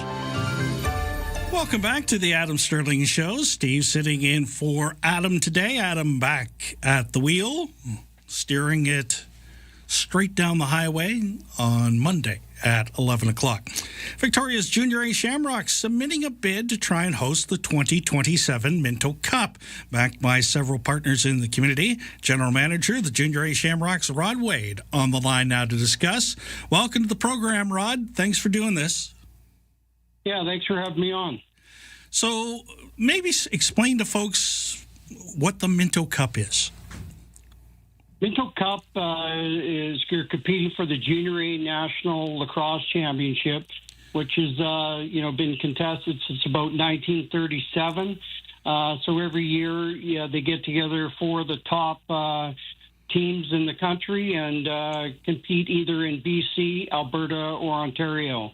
So this year the tournament is being played in Alberta, and next year we are hoping to be successful in the bid here in Victoria. Do you have an idea of who's bidding against you? Yeah, not officially. We have heard from our league commissioner. There's been 3 applicants. Rumors are it's between us, New Westminster, and Langley. So we will find out officially June 12th is when the bid packages get distributed to the other 7 remaining governors in our league. We have 8 total teams. So we'll find out then who the other teams are. But I've got a good relationship with the other general managers in the league, and they've openly told me that they are going to be putting in a bid, as I've told them as well, that we will also be hoping to get that 2027 bid. I'm always picking the island over those other 2 places, but that's just me, Rod. Not going to put words in your mouth. Maybe people hear the word Shamrocks and they kind of know that there's a bunch of teams. Maybe you can take us through the levels of Shamrocks lacrosse so that people understand how your Junior A fits in. Absolutely, yeah. So, starting at the top, which, we have all our home games, and I've been fortunate enough to be with the Senior Shamrocks, serving as assistant GM since 2012. So you've got the Senior Shamrocks, and then we've got the Junior A Shamrocks. And just below that, we have the Tier 1 Junior B Shamrocks, which also compete for a national championship called the Founders Cup. So, both teams have, over the years been extremely competitive. Our Tier 1 team is a great feeder program for our players carrying on to Junior A. So it's a program, the Tier 1s, that we put a lot of value and time from, because those are the kids that no player really goes from minor lacrosse right on to the Junior A program. It's usually, play a year or 2 in Tier 1 and then carry on to the Junior A Shamrocks, and then hopefully on the seniors. This year, currently on the Senior Shamrock team, we got 14 Shamrocks that played their junior in Victoria. So that's where, we look to, fill our rosters on the seniors is directly from our junior program. So is that under 20 or is just age group wise? Under 20. Yeah, under 21. Yeah. Okay. So I imagine in order to place a bid, you got to have some things together. Maybe talk about where you're at with tourism organizations, local governments, that kind of thing, trying to get all the pieces in place that a bid needs to have in it. Yeah, it's, we put together a great committee led by Kelly Mann, who's just got a wealth of knowledge with so many national championships, primarily the BC Summer Games. So he's just been a great person for us to lean on, because it's been 38 years since Victoria's put in a bid, and I quickly realized, how much work it is. So, it can't be done by, a couple people. There's a great group that we have, like I said, led by Kelly Mann. We got Mark DeFrias, who's just got so much, expertise in marketing and did a great job putting the bid together. It's such a professional look that we're all super proud of. We have Ted Jenner on our group, to me, one of the best broadcasters in the game. Blessed to have him. Scott Browning, Canadian Hall of Famer, been involved in lacrosse for over 50 years. Jen Lowe, she's our current team manager. She helps out with the finances and overall team operations. And, of course, I can't forget Bob Hayes. He's a lacrosse legend. He's the assistant GM with me on our staff, and he was also the Minto Cup MVP back in 1988. So that's a long ago that the last time I was on Victoria, Bob was on the team and was the MVP of that tournament. So take us through what a Minto Cup would look like from the outside. Like, how many days would this end up being? Because I'm thinking of people that will want to sell hotel rooms and all that. It's not just one day we're in, we're out, right? Yeah, I'd like to start off by thanking Jim Hartshorn and Chris Welch, because without the support of the Senior Shamrocks, we couldn't even put this bid together. Like every year, that the Senior Shamrocks, we want to be going to the Mann Cup, and that's no different in 2027. So, I had many meetings with Jim and Chris, and I had to get them on board because we're going to have to, find a home for them to play because we're going to be in the WLA finals during that time. The Minto Cup's usually played in the third week of August. So we'll be working hard because we need to put this bid to go in. We have to have full access to the Q Center. So, like I say, without Chris and Jim's support, this bid could even go forward. So the tournament's always the date hasn't been set, but it's always in the third week of August, and it'll be over about a week's time. There'll be 4 teams in the tournament because BC's the host.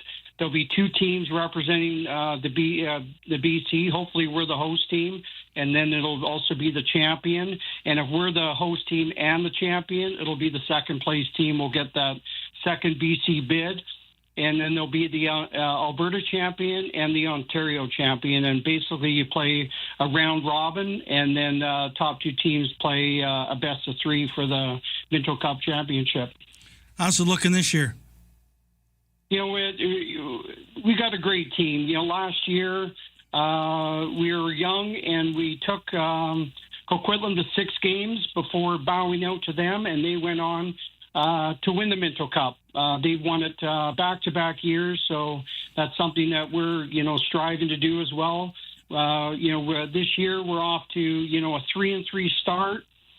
We've come across 3 key injuries to some of our top players, but we're a deep team. We're not going to dwell on the players that are unavailable for us. We got a great group. We got a big weekend this weekend playing Langley and Port Coquitlam. The league is just so competitive, and there's no easy games. So we're excited about this weekend. Hopefully we can get a couple wins. I encourage everybody to come out and if you haven't seen. Most fans just watch a senior lacrosse. I encourage them to come out. Every Saturday we play at the Q Center. The Tier 1s usually play at 12:30, followed by the Junior A's at 3:30. And it's just a great level lacrosse. The kids work so hard.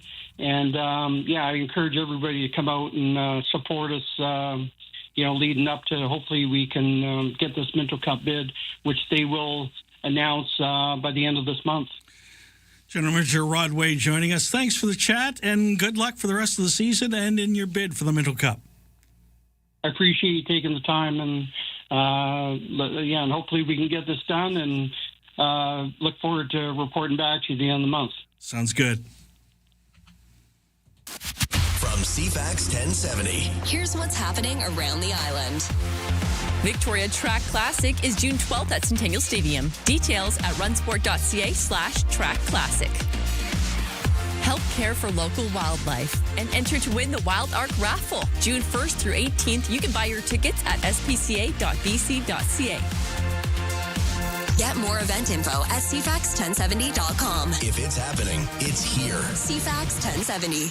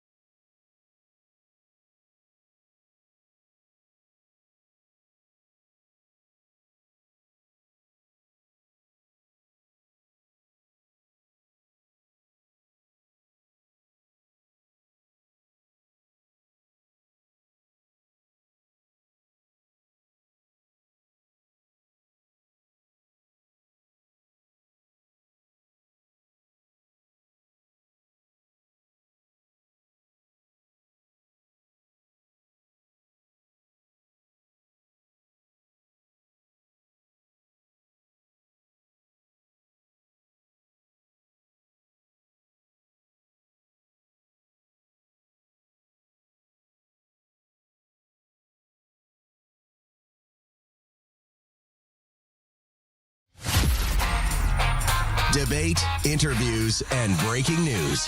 This is Adam Sterling on CFAX 1070.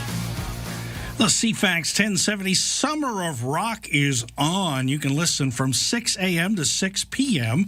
for the Artist of the Week. We'll play a snippet of a song from that artist. This week's artist is AC/DC.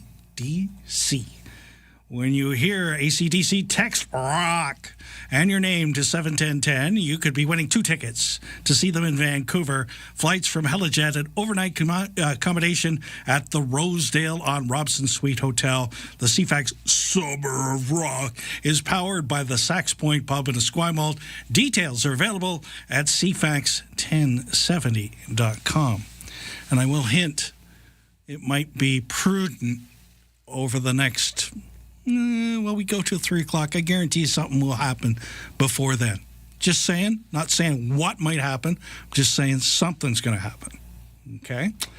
Wanted to catch up on some texts. I apologize for not getting some of those questions to Mike in a timely manner, as I sent him off on a little different thing. Yes. Hi, folks. Polling numbers now are too early. How the new leader handles the potential split, what policies are pushed. Most folks have no idea who the new leader is. Also, environment is 7th or lower on most polls. City councils, on the other hand, believe it's number 1. That's from Don. Hi, folks. The Green movement lacks energy or vision for changing the economy. All that happens now is large costs, for example, building homes or the new Crystal Pool. Other than slogans, what are the Green solutions? Also, as Adam would say, everything we do is countered by the U.S. The world has not bought in. The Green Party generally messes up the green questions, and Green is now the Democratic Socialist Party.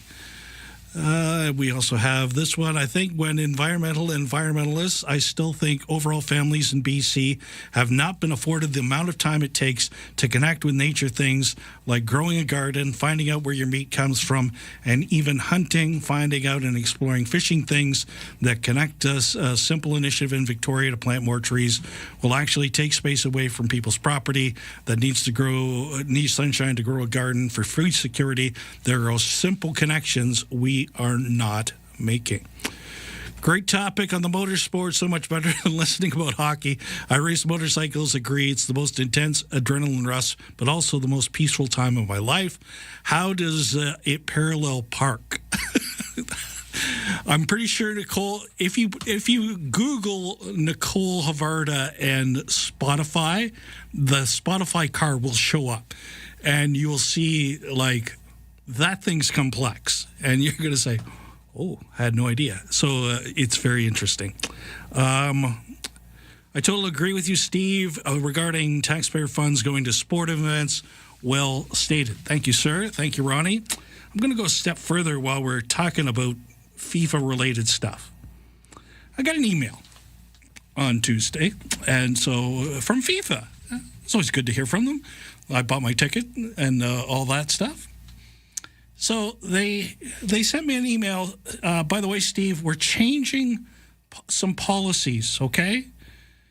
You know what the policy they decided to change was? That I can't bring a water bottle into BC Place. Yeah. So if I had a refillable water bottle, even if I just had, like, you know, the water bottle you get from Walmart or any store, empty, so that I can go to a fountain and fill it up rather than spend a lot of money. I can't do that because FIFA says no. You know, sometimes I wish people, before they made proclamations like that one on Tuesday, and there's been some pushback, especially in Toronto, not so much in Vancouver, but there's been pushback in Toronto, political level pushback, a lot of people pushing back. It just, the greed factor that starts to emerge when I'm already partially subsidizing your visit to Canada, and then I have to also, if I want to consume water at the game, I have to pay for that as well. I can't bring it into the stadium. I can't do that. I have to pay. I will mention that one of FIFA's sponsors is Coca-Cola. Do you know who makes Dasani water in the bottles? Coca-Cola. I'm sure it's just a coincidence that they put this in place just before the World Cup, when it's going to be 80 degrees in some of the places. Imagine going to one of the stadiums in Mexico, because this is blanket, right? It's not just Vancouver. It's just not Toronto. It's like Monterrey. It's going to be 80 degrees, and the Mexican fans are going to have to pay for water. I just, like, you already got me. You got me as a taxpayer. You got me as a ticket holder. Just stop squeezing me. Just let me enjoy my sports event and don't squeeze me everywhere. treat me like a human being. Don't treat me as your bank account. I would really, really appreciate that. Andy's on the line. Andy, thanks for joining in. Well, Steve, how are you making out today? I'm still fired up about a few things, as you can tell. Well, let me chime in here on the FIFA thing. It's a 4-letter word for a reason, and they are basically, the way they operate, everybody knows. I mean, you're a sports fan, obviously, and everybody knows, organizations such as IIHF and FIFA, amongst others, there's so much underlying previous history, corruption, et cetera, and they carry themselves basically like the mafia. They come into town and basically dictate what their terms are, and then the powers that be essentially just fold to get the event in the first place, touting all this economic stimulation and revenue, and then the costs come afterwards. It's kind of standard operating procedure, pick your poison. World Juniors, Olympics, in this case FIFA. It usually is the same routine and just a different scale. I don't think we've seen anything like this ever in Canada. In fact, correct me if I'm wrong. I don't think this has ever happened in Canada. No, this is the first World Cup we've had, yep. Yeah, Canada's participation, specifically on the men's side, has been futile until recently. So, it's a historic event. I'm hearing now that the tickets are, I think it's a 23% decline since in the resale market since they first hit. So, frankly, I can't afford it, even if it's a 53% decline. But, it's too bad. It's just listening to you. You buy these tickets, you look forward to this historic event, and it's kind of left a sour taste for a lot of people. And they're taken away from, the joy and jubilation that people have going into it, let alone experiencing the event.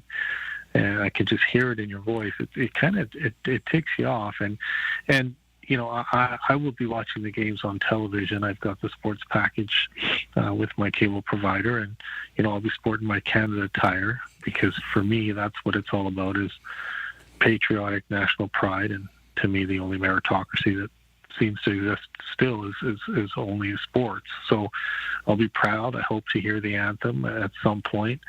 I think we've got a legitimate shot to get out of the group stage. And what are you hearing as far as our superstar Fonzo? Is he going to play at all, or what are you hearing there? So Fonzo, I had him. I had a clip of him on the sports or on Wednesday, and he's not ruling out playing in the first game next week, which I found was interesting, because that's the first time, first of all, we've heard from him directly, and second, that he was optimistic. I think he'll for sure be able to play in the Vancouver game against Qatar. And is that not the one you're going to? That's the one I'm going to. That worked out very well. Yeah, well, hopefully that works out, because, that's our stud. He's the superstar. He's the best player we've ever had, bar none.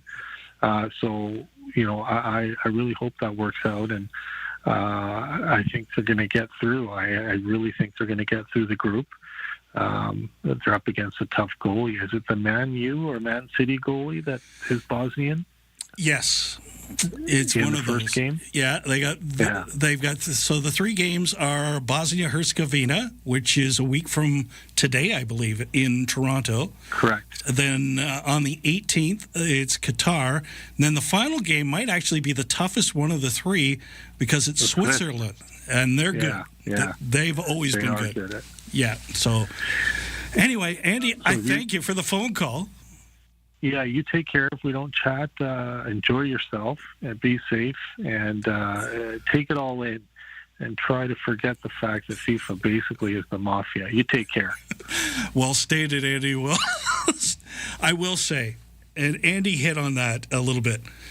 So I have gone all out for this, because it's going to be a one-time thing, and I'm a sports guy, and I'm going to go, and I'm going to bite the bullet. I've trimmed other expenses that I would normally have in the month of June to be able to make this happen. I'm doing it on the cheap from other places. In other words, I'm going over on a BC ferry, so it's $21. I'm taking BC Transit and to downtown Vancouver. I'm going to walk to the venue. I'm going to do all that stuff to keep it as cost prohibitive as possible. But I just got the text that my new jersey that I have purchased for the occasion has arrived at my apartment. So I'm going all out.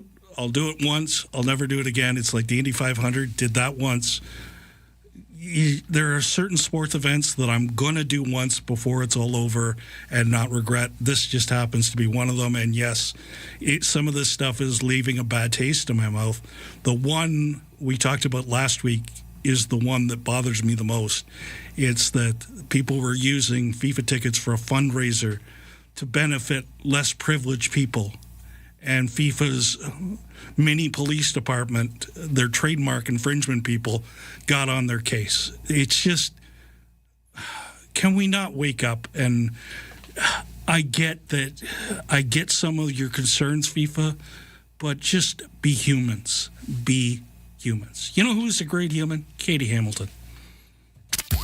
If it's happening, it's here. CFAX 1070. Good afternoon, I'm Katie Hamilton with the headlines from the CFAX newsroom.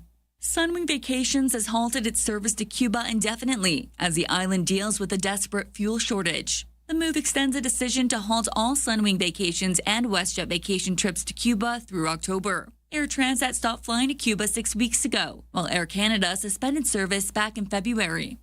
Canada's finance minister says Ottawa's new Canada Groceries and Essentials benefit is part of measures tackling affordability across the nation. The first round of quarterly payments went out today, with a single adult with no children getting up to $267, and a couple with 2 children could receive a maximum of $533. Other payments are expected to follow in October, then January and April of next year. Canadian-American border officials are expecting an increase in counterfeit goods because of the World Cup. 2 people were arrested in Toronto earlier this week, and police seized more than 16,000 counterfeit merchandise items. Katie Hamilton, CFAX 1070 News.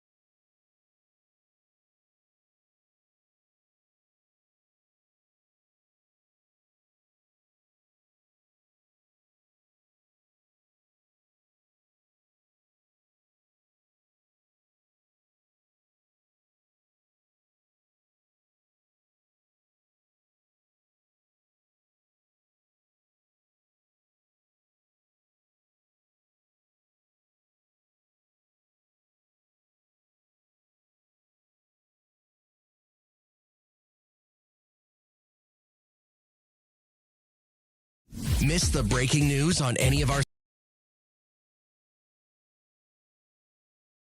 Subscribe on the free iHeartRadio app. This is Adam Sterling on CFAX 1070. Welcome back. Steve in for Adam today. Adam back on the program coming up on Monday morning. Right now, we're going to do something totally different. And we have two guests on two different lines. So Claire is making sure that both of them can hear me and I can hear them. The Victoria Ska and Reggae Fest is set to return in what has become a local tradition over the past few decades, coming up on June 24th to the 28th. We have two people on the line, but I'm going to get the first one to introduce the second one because A, I don't want to butcher their name, and B, it's just cleaner that way.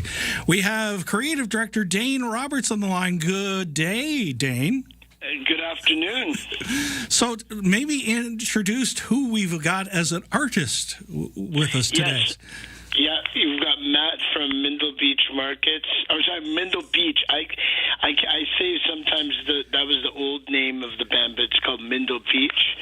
And he's decided to join us in this conversation. Yeah. Welcome aboard, Matt. Thanks for doing this. Hi.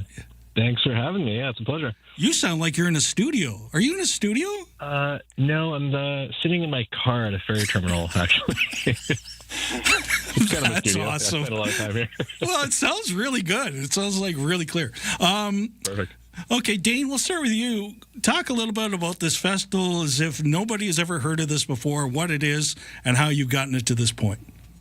Well, the Victoria Ska and Reggae Festival started in August of 2000 at Market Square, and it was like a festival with ska, which is, in case people don't know, it's the predecessor to reggae music, and it was originated in Jamaica. And a lot of the music that people know from Bob Marley on the One Love and on the Legend album were done in a ska style before they evolved into a reggae style. So that's important to establish, because people don't even know what ska is to begin with. Well, I certainly didn't.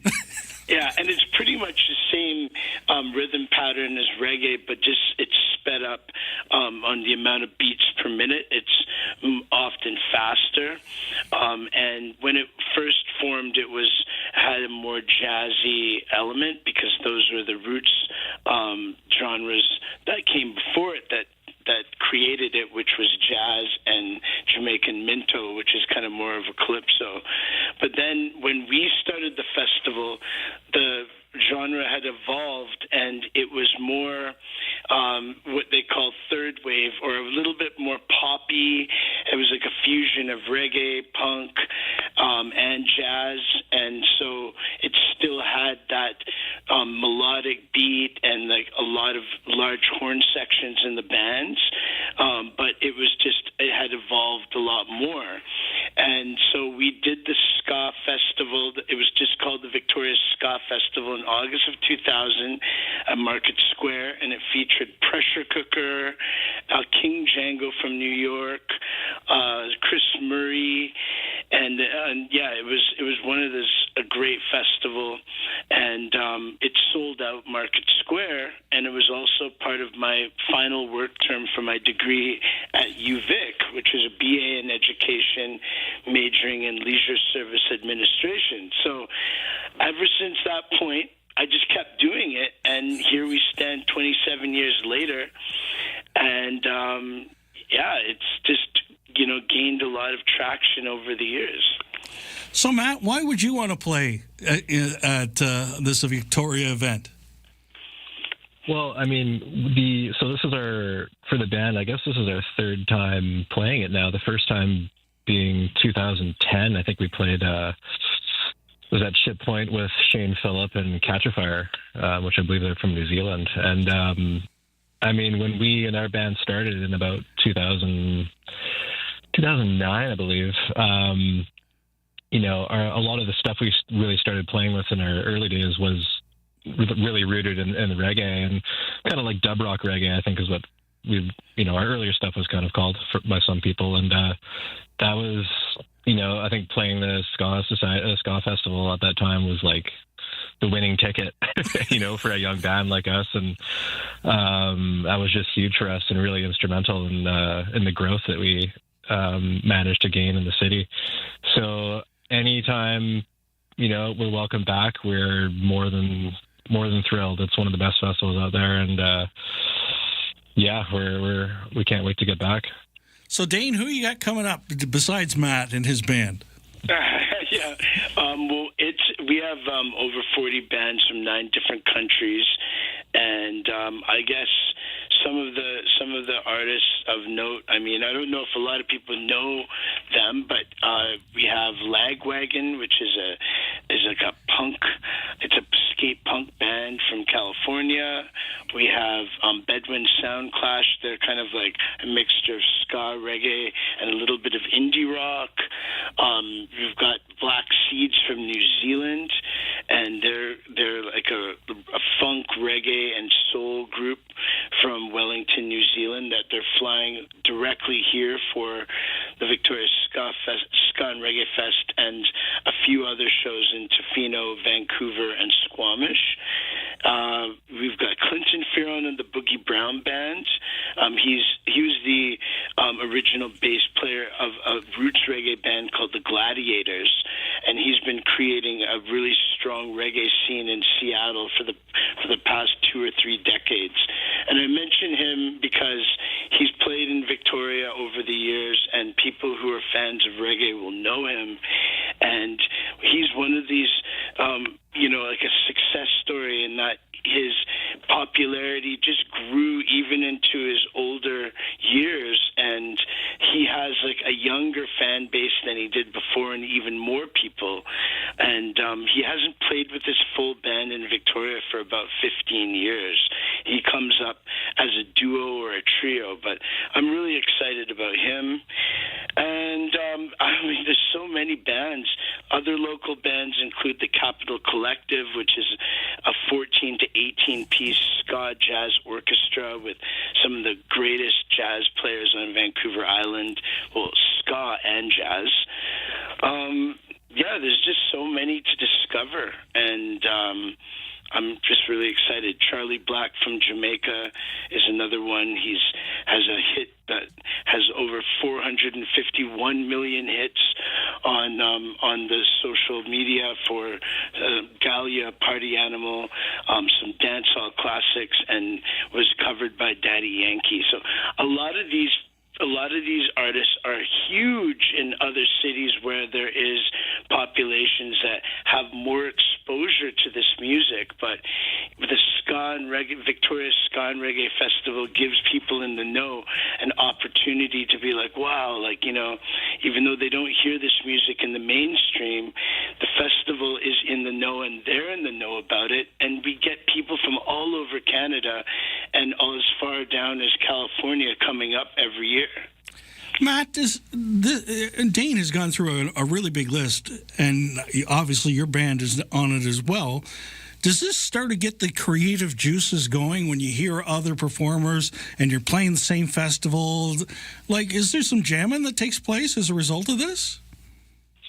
Oh, absolutely, yeah. I mean,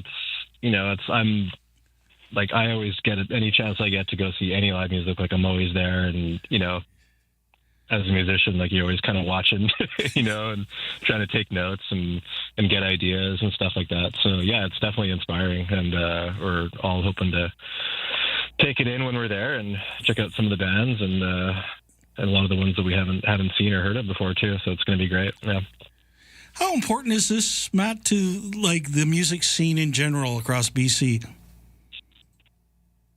This festival, I think it's pretty huge. It's kind of one of a kind, I'm pretty sure, and I think it's super important. And 27 years, I think you said, right? That's super impressive, and it's only growing, it seems, right? So it's, I think it's super, super important.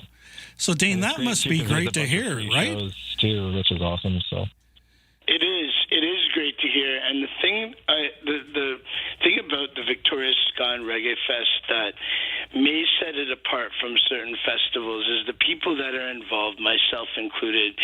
We do it because we're passionate about the music, and the festival has friendships and connections with people in Victoria, throughout Vancouver Island, and all over BC that have been connected for decades. And not just the friendship that it creates, and the connections that it creates in our own community, but also with the bands that we bring, we have created an international community. So, for example, I've been flown out to Colombia 3 times by the Colombian government to be a Canadian representative for music at various conferences. And the friendships that I've developed from doing those conferences and going, I still have today. And a lot of those people are friends with people that are organizers on the team and bands. People that are traveling, that there's a personal connection because we don't have that same kind of barrier that you might get where you have a band that's much more popular and that's less accessible to the fans and the organizers. So it's just got this really strong grassroots and love among people who are at the festival and that are involved in it, and that's a huge reason why it keeps going and it's strong, because it's not just because people are doing it because they want to keep it going, and they get a lot more out of it than any kind of business advantage. So, Dane, last question I have for you. If somebody's listening to this, wants to get information on tickets, wants to buy their tickets, wants to go to a website and see who's performing, where can they do that? Yeah, they can get most of the tickets. We have them available on ticketweb.ca, and you can get tickets for all of our concerts there. You can also get hard copy tickets at Destination Greater Victoria on Wharf Street at the Tourist Info booth. They're available in Nanaimo at Fascinating Rhythm. And here in Victoria at Hoyne Brewing Company, they're available there, and in Duncan at Area 51 Skate Shop. Thanks for doing this, you guys. Much appreciated. Yeah. Oh, yeah. Our pleasure. Dane and Matt talking about Scuffest coming to Greater Victoria.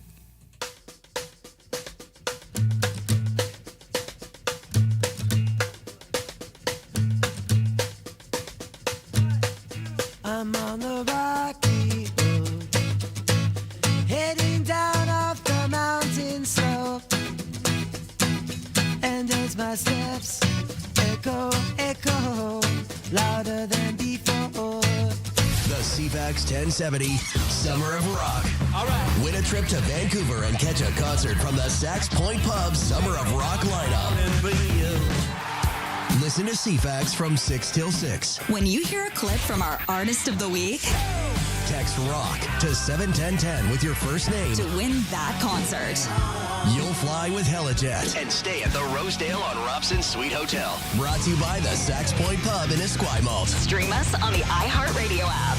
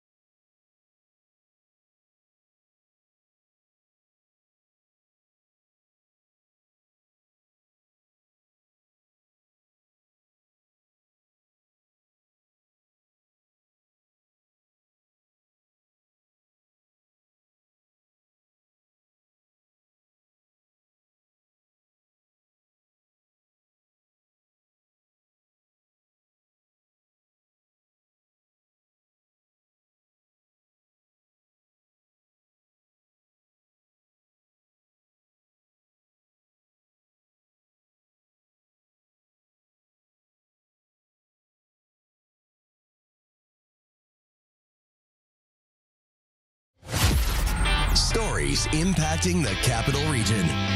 This is Adam Sterling on CFAX 1070.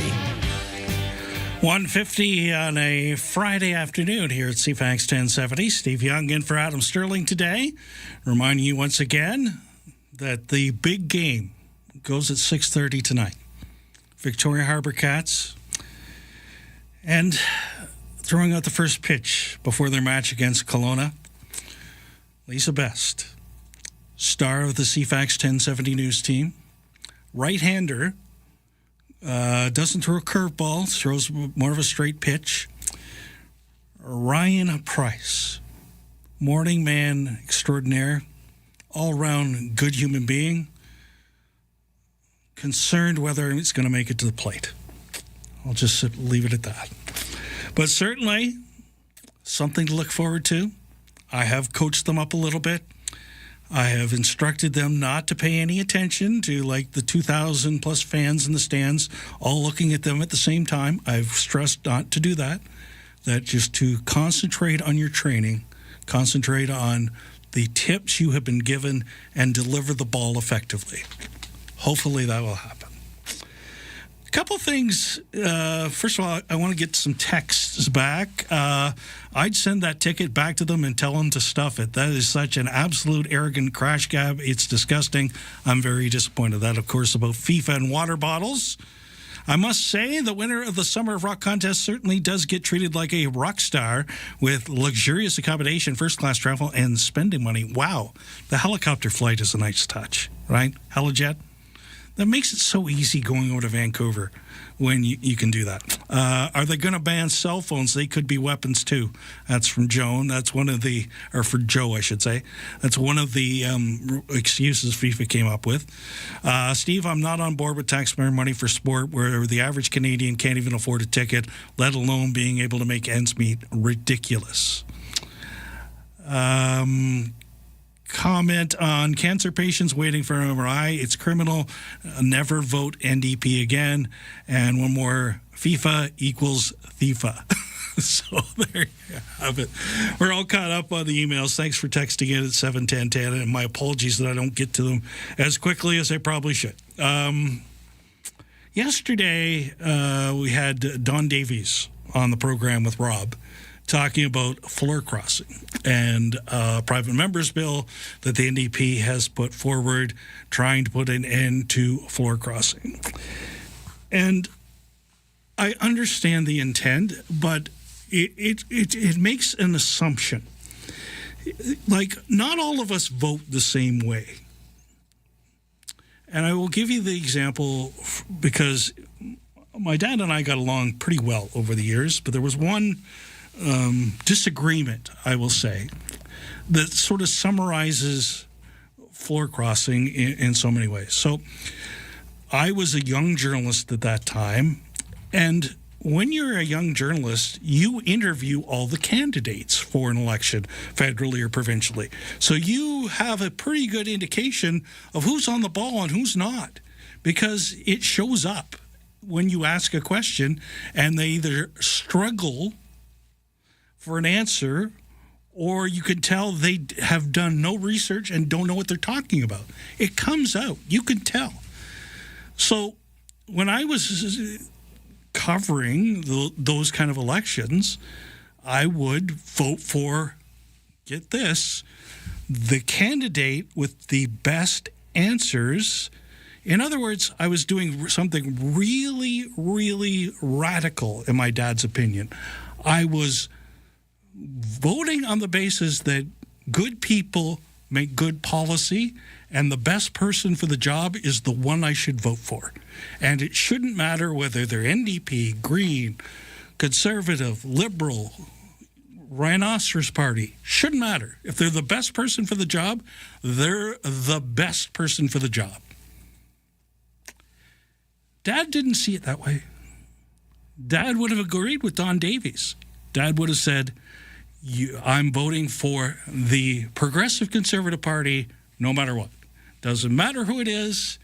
It's about the bigger picture, and it's not about local representation. I disagree. I want somebody that I know is going to take care of the riding, because that's one of the things I care about. If you don't take care of if you go to Ottawa and I don't hear from you, or if you go to Victoria and I don't hear from you about what you're up to, and I know you're voting against things that I know don't work for my jurisdiction, my riding, why would I support you? So I know I don't look at it the same way everybody did. I get that. But to me, you have to have that option available. If people feel like their riding is not being heard and that the government has shut off, what option does that MP have to make sure their riding gets taken care of and get some of the opportunities that, let's face it, sometimes you're in government, you get better opportunities than when you're in the opposition. That's just the reality of the way the system works. So I would love people to have that option from my point of view, but I realize I'm in the minority on that most people vote a very different manner than me, and probably floor crossing works for the banning floor crossing works better for them. But I will say that. What do we got coming up? We got the new coach of Pacific FC, but he's going to talk more about the World Cup as well because he's covering it for TSN. And we're also going to talk about zero snowpack. Like, we don't have one. Vancouver snowpack, Vancouver Island snowpack, absolutely nothing. We have no snowpack to speak to, so we're going to cover that as well. Is that concerning? Is that something we should worry about? Some water restrictions starting to arise across the island, especially up island, more than down here where the Sooke Reservoir got pretty much filled up in the off-season. So we'll check into that coming up in the next hour.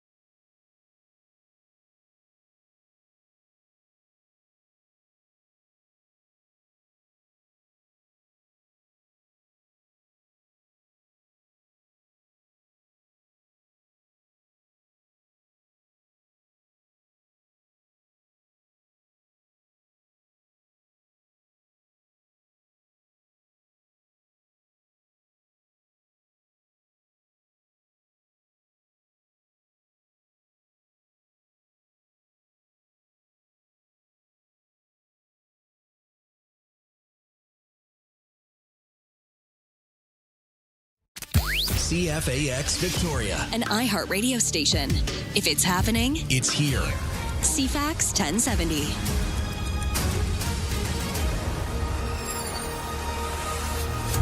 Good afternoon. I'm Katie Hamilton with CFAX 1070's 2 o'clock news. Two BC-based entrepreneurs have gifted $40 million to the medical school at Simon Fraser University. The school's new name will be the SFU Stevens Family School of Medicine in honor of donors Ratana and Aaron Stevens, founders of the organic food company Nature's Path. Premier David Eby says the donation comes as BC faces a critical shortage of healthcare workers. We know that for our province to be sustainable in terms of our healthcare system, we have to train more people. The medical school will welcome its first cohort of 48 students in August. BC's doctors have ratified a 4-year labor agreement with the province covering 16,000 physicians. The 4-year extension of the deal includes increased funding for family doctors in rural communities, as well as a boosted compensation for those providing maternity care. A number of other improvements are included, such as premiums for elective surgeries on weekends and evenings, as well as better pay for on-call doctors. The province says almost 92% of doctors who took part in the ratification vote were in favor of the new deal. Statistics Canada says the economy added a surprise 88,000 jobs in May, pushing the unemployment rate down to 6.6% and partially offsetting employment declines over the first 4 months of the year. BC Jobs and Economic Development Minister Ravi Kahlon says the province gained 25,000 jobs last month, the second highest growth area in Canada. Given that British Columbia is projected by almost all economists to be the second strongest economy or the top 2 strongest economies in the entire country, is a positive sign. And we're starting to see signs of that. You know, we have $88 billion of final investment decisions of major projects that we expect over the next year. We've already seen $7.5, almost $8 billion of investments being made. Kahlon adds BC continues to lead the country with an average hourly wage of $38.65, the highest among provinces. Google has been ordered to cover more than $358,000 in costs run up by the Competition Commissioner. The U.S. tech giant lost a constitutional challenge against the Competition Commissioner. Canada's Competition Tribunal says the amount of the fees reflect the importance and complex work needed to successfully fight the challenge. It's a small win in a Competition Tribunal's bigger battle as it tries to prove Google stifled competition with its dominant position in the online advertising market. A federal appeals court in D.C. heard oral arguments today over U.S. President Donald Trump's plan to build a new White House ballroom. A lower court initially ordered a stop to the construction in a lawsuit brought by historic preservationists. Today, the appeals court heard the president's request to throw out the lower court's decision. Here's ABC News' Stephen Portnoy. A lawyer for the Justice Department told the appellate judges it's the administration's view that courts cannot stop the ballroom's construction and that the National Trust for Historic Preservation in particular doesn't have standing to sue. Obama-appointed Judge Patricia Millett posed this hypothetical. Bulldoze the Statue of Liberty. She asked DOJ Attorney Yakov Roth, if the president suddenly decided to demolish the famous statue in New York Harbor, would no one have standing to sue? Nothing can be done. I think that's right, yes. Stephen Portnoy, ABC News, Washington. If you're looking for a natural way to keep mosquitoes off your skin this summer, well, patchouli oil might be your new best friend. A study highlighted in the Epic Times says researchers found when patchouli oil is mixed into a simple lotion, it can keep mosquitoes away for up to 3 hours. And here's the fun twist. Patchouli oil isn't just for incense lovers. It's long been known for its warm, earthy scent and its starring role in perfumes and aromatherapy. Now scientists say that same scent seems to block mosquitoes from picking up human odor, making you a lot harder to find. I'm Monica Nelson. Weather is coming up next. Today's CFAX 1070 News poll. Will you be among the 12 million Canadians to receive the new Canada Groceries and Essentials benefit? You can vote now at cfax1070.com or the iHeartRadio app. Here's CFAX weather for this afternoon. Mainly cloudy with 40% chance of showers. Highs of 16 degrees. And for tonight, mainly cloudy with 60% chance of showers. Wind west 20 up to around 40 near the Waterford Strait early this evening. And then wind looks to become a little bit lighter later on this evening with a low of 8 degrees. Right now in downtown Victoria, it's mostly cloudy and 14. I'm Katie Hamilton. If it's happening, it's here on CFAX 1070. It's 2:05. Ready to win a new Toyota EV worth $44,000? Sign up to BCAA Auto Marketplace to enter. Learn more at bcaa.com/car giveaway. The CFAX 1070 Summer of Rock. When you hear a clip from our Artist of the Week, AC/DC. Text ROCK to 71010 with your first name. To win a trip to Vancouver to catch them live in concert. Brought to you by the Sax Point Pub in Esquimalt. This is Adam Sterling on CFAX 1070. Final hour for another week. You have worked hard this week. You deserve a nice weekend off. If you're going up island, do so safely. Remember, Zipper merge, as Josh often points out, is very important, but it's no more important than going through Goldstream Provincial Park, because that is the ultimate zipper merge of zipper merges in our area. Something special was released today. So all you Taylor Swift fans out there, if you didn't know, she wrote a song, an original song for Toy Story 5. So Toy Story 5 is coming out in a couple of weeks. So they've begun the lead up to it, as only Disney can do. So I thought we'd play, as we wait for our guest, hopefully to call, little Taylor Swift. This is called I Knew It, You.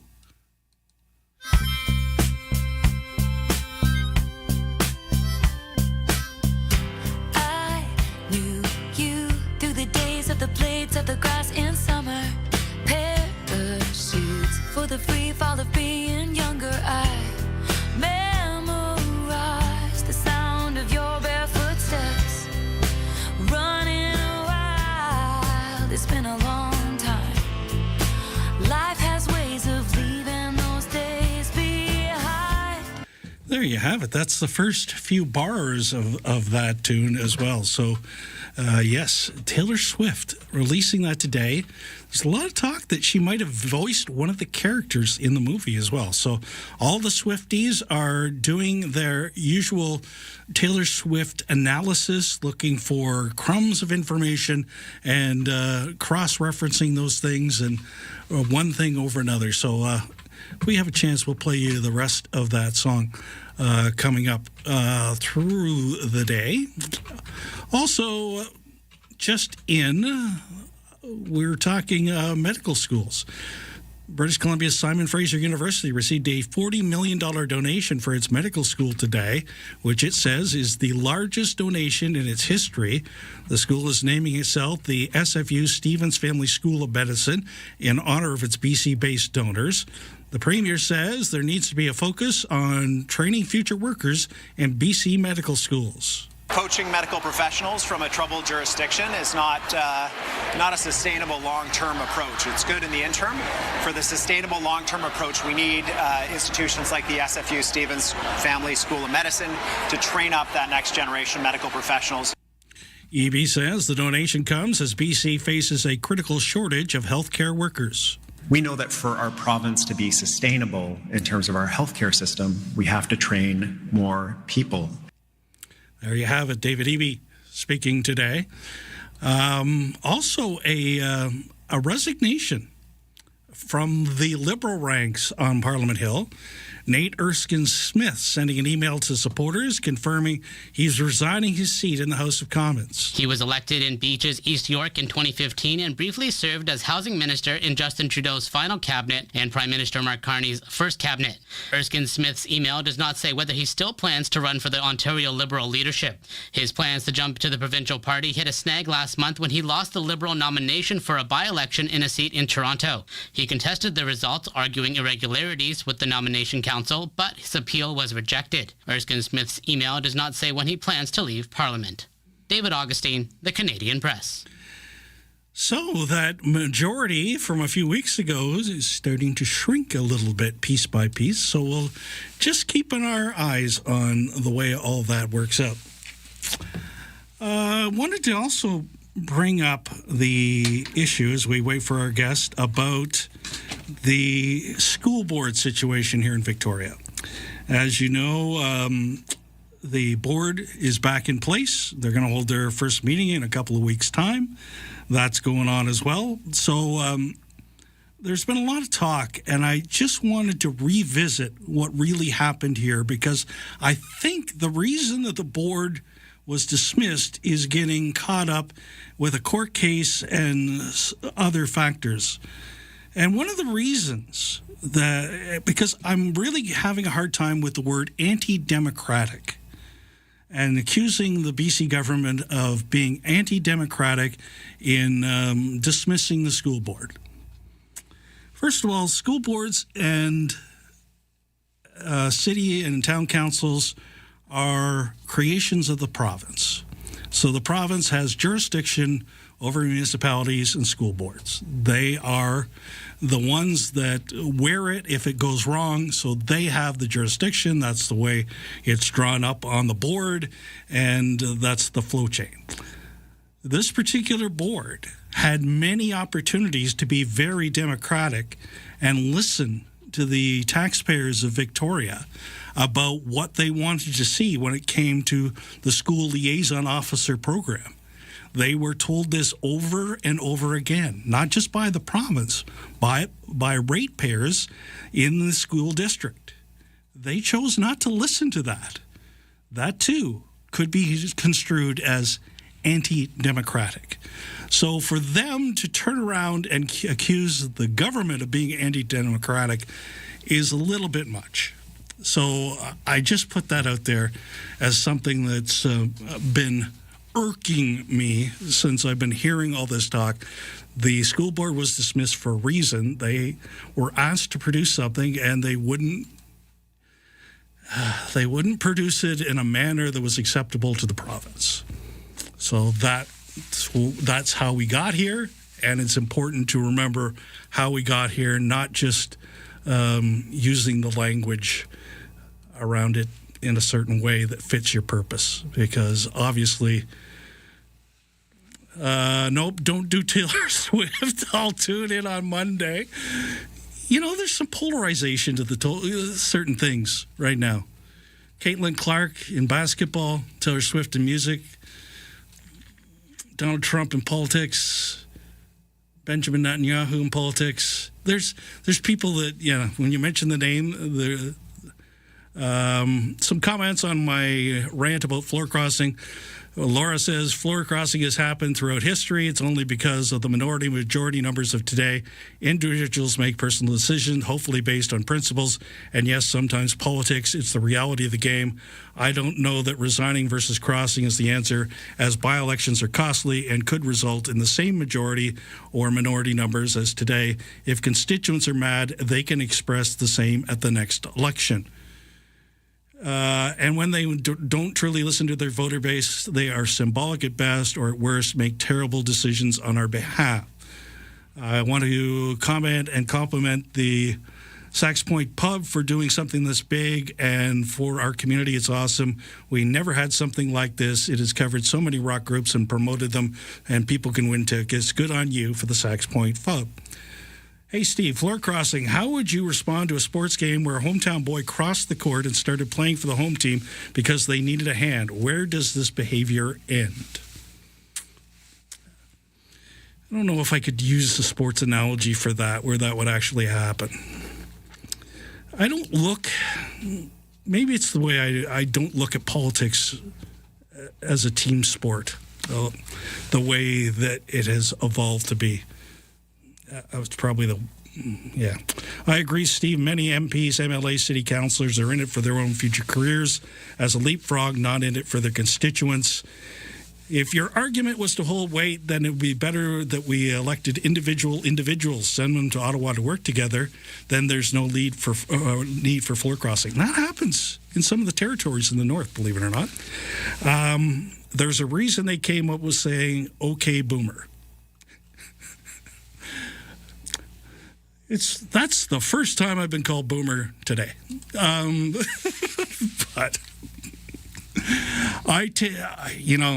and the ladies that have joined me in the studio will back this up.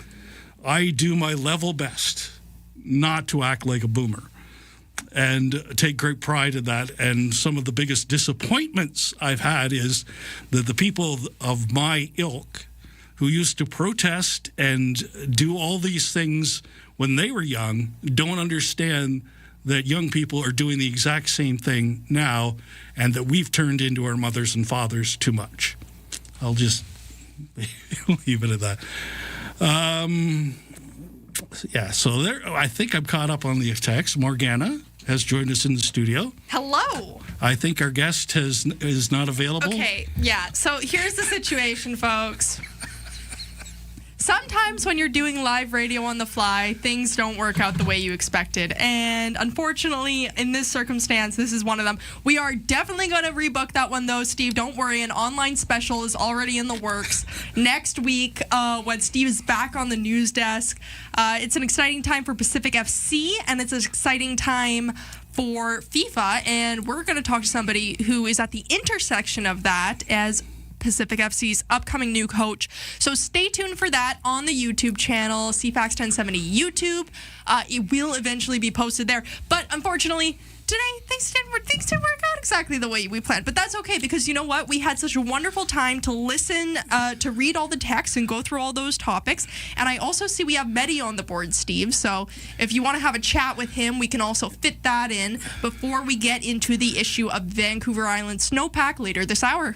Okay, I'm in. The listening public, I'm sure they're in. We're going to do that right after this. From CFAX 1070. Here's what's happening around the island. Victoria Track Classic is June 12th at Centennial Stadium. Details at runsport.ca/Track Classic. Help care for local wildlife and enter to win the Wild Arc Raffle. June 1st through 18th, you can buy your tickets at spca.bc.ca. Get more event info at cfax1070.com. If it's happening, it's here. CFAX 1070.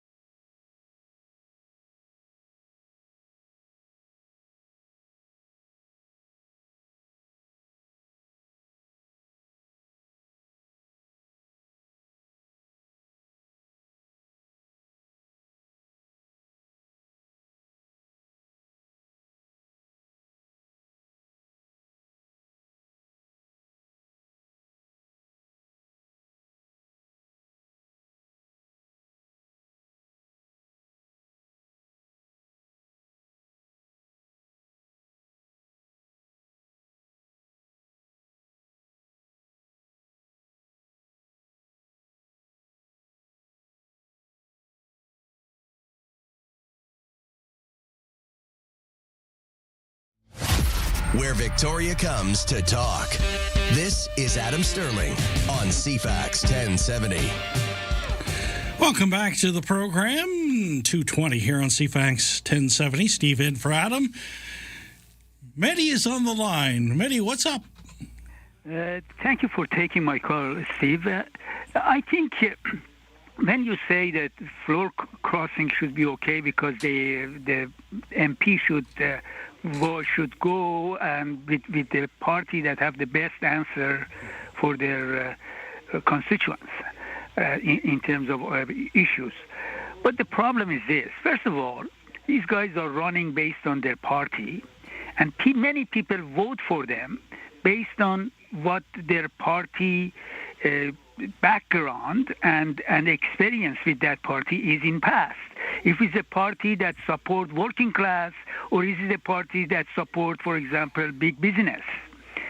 That's how they vote, because they know if they vote for a party that support big business, they are going to give tax cut to the rich and cut social expenditure, and make ordinary citizens and the working class to pay for that tax cut. If you look at the floor crossing, when does floor crossing happen? When the government is in minority and try to get the MPs from other parties to join them to make them majority. And there is no evidence that these MPs that floor cross, because of their, in my opinion, because of their own benefit to them, there is no benefit for their constituents. So they betray their constituents, betray their votes that voted for him or her to go there and to express their views because of the government give them some benefit. They cross the floor. There is no benefit for the constituents. If there is, please show me some of these floor crossers. What did they got for their constituents? Okay, well, let me float a couple things to you. Yes, sure. Whose name's on the ballot? Yeah. The name of the MP, the candidate. So it's not Pierre's, it's not Mark's, it's not Avi's, it's not Elizabeth May's. I just point that out, that you're voting, the name on the ballot is a person, not a party. Sometimes they put the party name beside it, sometimes they don't. Show me all those MPs that are in the parliament right now, when they got elected, the name of the party was not besides their name. Wow. Yeah. Okay, so here's the second thing I have a problem with. Sure. We all know that the new way to get people elected is you go and you sell as many memberships as you can so that when there's a nomination in your riding, you have the most number of people there, and it's not very much a cross-section of the community. It's a matter of how many memberships I sold for my party. That's not true at all, because majority of the people, sorry I interrupted, I just want to answer it. Majority of the people that become candidate, they look at the parties that they are familiar with and they think it has the possibility to win. They go with that party. They don't go selling the membership. That they come maybe later, but they are not there to sell the membership. They go become the candidate because they like, for example, the Conservative Party, and become there and run for becoming a candidate. And if they win, they become the candidate. They are not going there to sell their membership and then go become the candidate. No, that's not the case at all. Well, I'll dispute that. I'll say that the way you get a nomination, so this is before you get your name on any ballots or any of that, you have to win the nomination for your party. So if I wanted to be the Conservative, oppose Ravi Parmar in Langford as the Conservative candidate, I would have to get the nomination from the Conservatives in that riding. In order to do that, I would have to sell enough memberships so that I had enough votes at that level in order for me to get selected as the candidate so that I can push my views forward. That's the way our system works. It used Steve, I have done those things, and I know that's not the case. What's happening is this: if the establishment of the party support you, then they give dog whistle message to the membership that the establishment support this guy or that woman, and then and most of the time they get the vote and become the candidate. If the establishment doesn't support you, they are not going to allow. They do all their best to make sure that the membership doesn't vote for that person. I have seen it many times. I came very close to win, actually, in one nomination, and it was because of the few things, a few people during the nomination meeting, they jump in. Some of these establishments, without having the right to do what they did, they jump in and reminded the people that were voting that we support the other candidate, and that's how I lost with few votes. Yeah, I'm going to concede that point to you. That happens sometimes, but in the majority of the time, it is that simple, that you just sell enough memberships so that you can get the majority of the vote, so you're nominated as the candidate, and away you go. And I just think we need more people than good membership sellers to lead our political and make decisions for all of us that are in all of our best interests, besides not just their own. I have no problem with that, but that has nothing to do with the floor crossers. Floor crossers are across the floor in order to make the government a majority and get some benefit for themselves. They betrayed the people that voted for them. They run under a banner of, for example, NDP or Green or Conservative or Liberal, and then jump to the other guys. That should not be allowed, because they are betraying the vote that the people gave. Anyway, I thank you so much, sir, for allowing me to talk. Thank you. Thanks again. Have a wonderful day. We're going to take a break. We're going to talk about snowpack and the lack thereof next. If it's happening, it's here. CFAX 1070. Good afternoon. I'm Katie Hamilton with the headlines from the CFAX newsroom. A federal Liberals' flagship affordability measure will land in the bank accounts of eligible Canadians starting today. The Canada Groceries and Essentials benefit was previously called the GST-HST credit and usually paid out on a quarterly basis to lower-income households to help them keep pace with the rising cost of living. The one-time top-up is worth 50% of the annual benefit, and regular quarterly payouts will also rise by 25% for the next 5 years starting in July. A surprise gain in Canada's labour market last month was concentrated in full-time work and widespread across industries. Stats Canada says of the 88,000 jobs added, construction led the way with a gain of 27,000 jobs. The wholesale and retail trade sector took the heaviest hit with 35,000 positions lost. Katie Hamilton, CFAX 1070 News.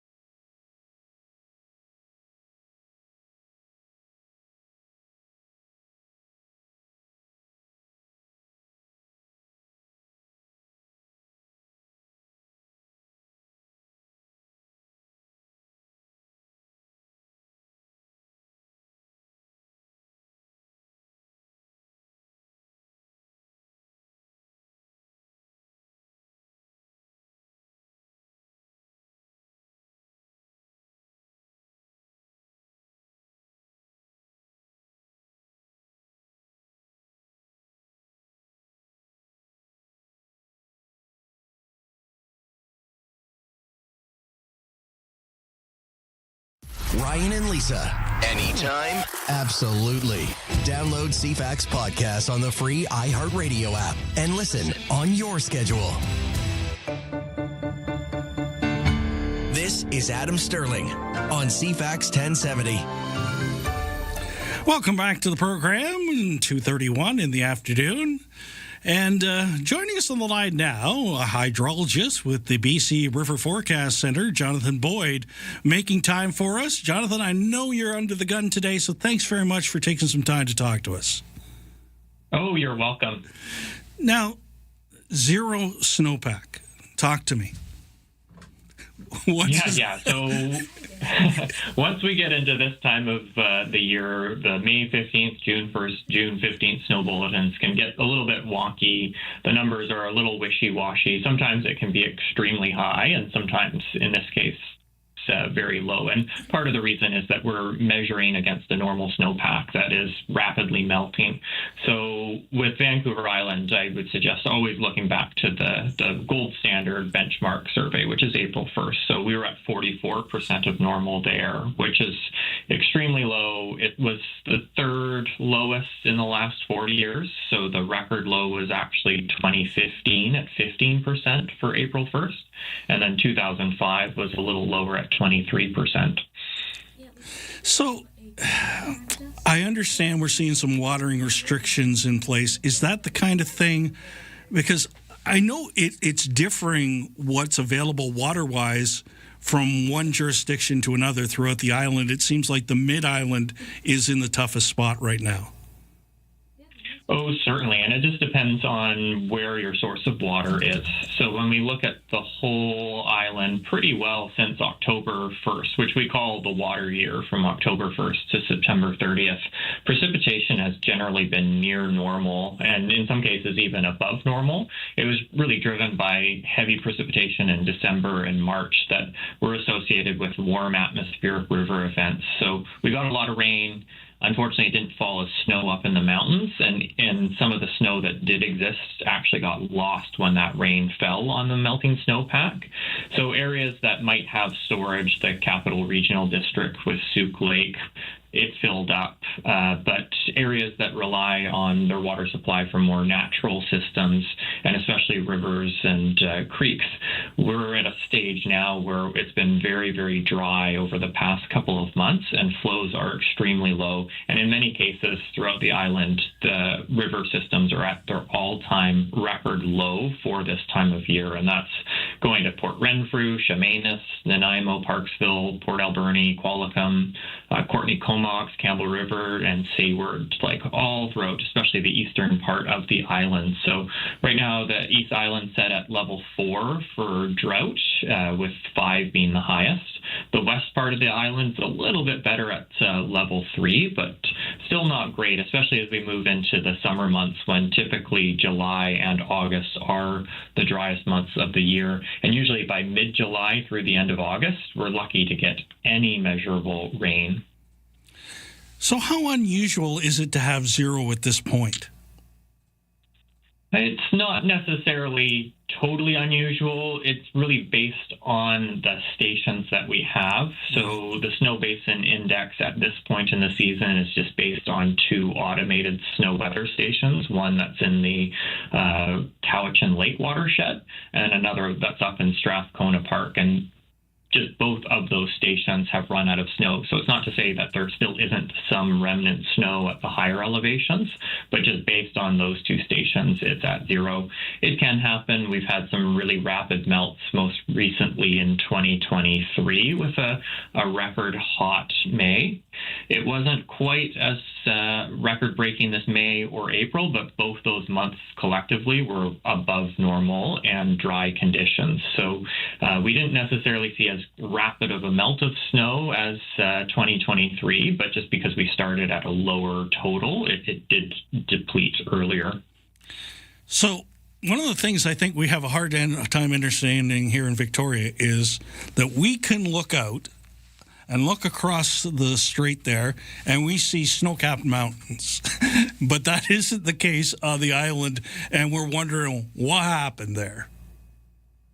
Oh, well, it's really just the snow-capped mountains are, of course, the Olympic Mountains there in Washington State, and they're at a higher elevation, and they are our blessing in a lot of ways, especially in the fall and winter, because when atmospheric river events come in from a southwesterly direction, they'll pummel the Olympic Mountains with precipitation. And Victoria, why it does get less precipitation than Vancouver and other areas on the island, is that we are in the rain shadow of those Olympic Mountains.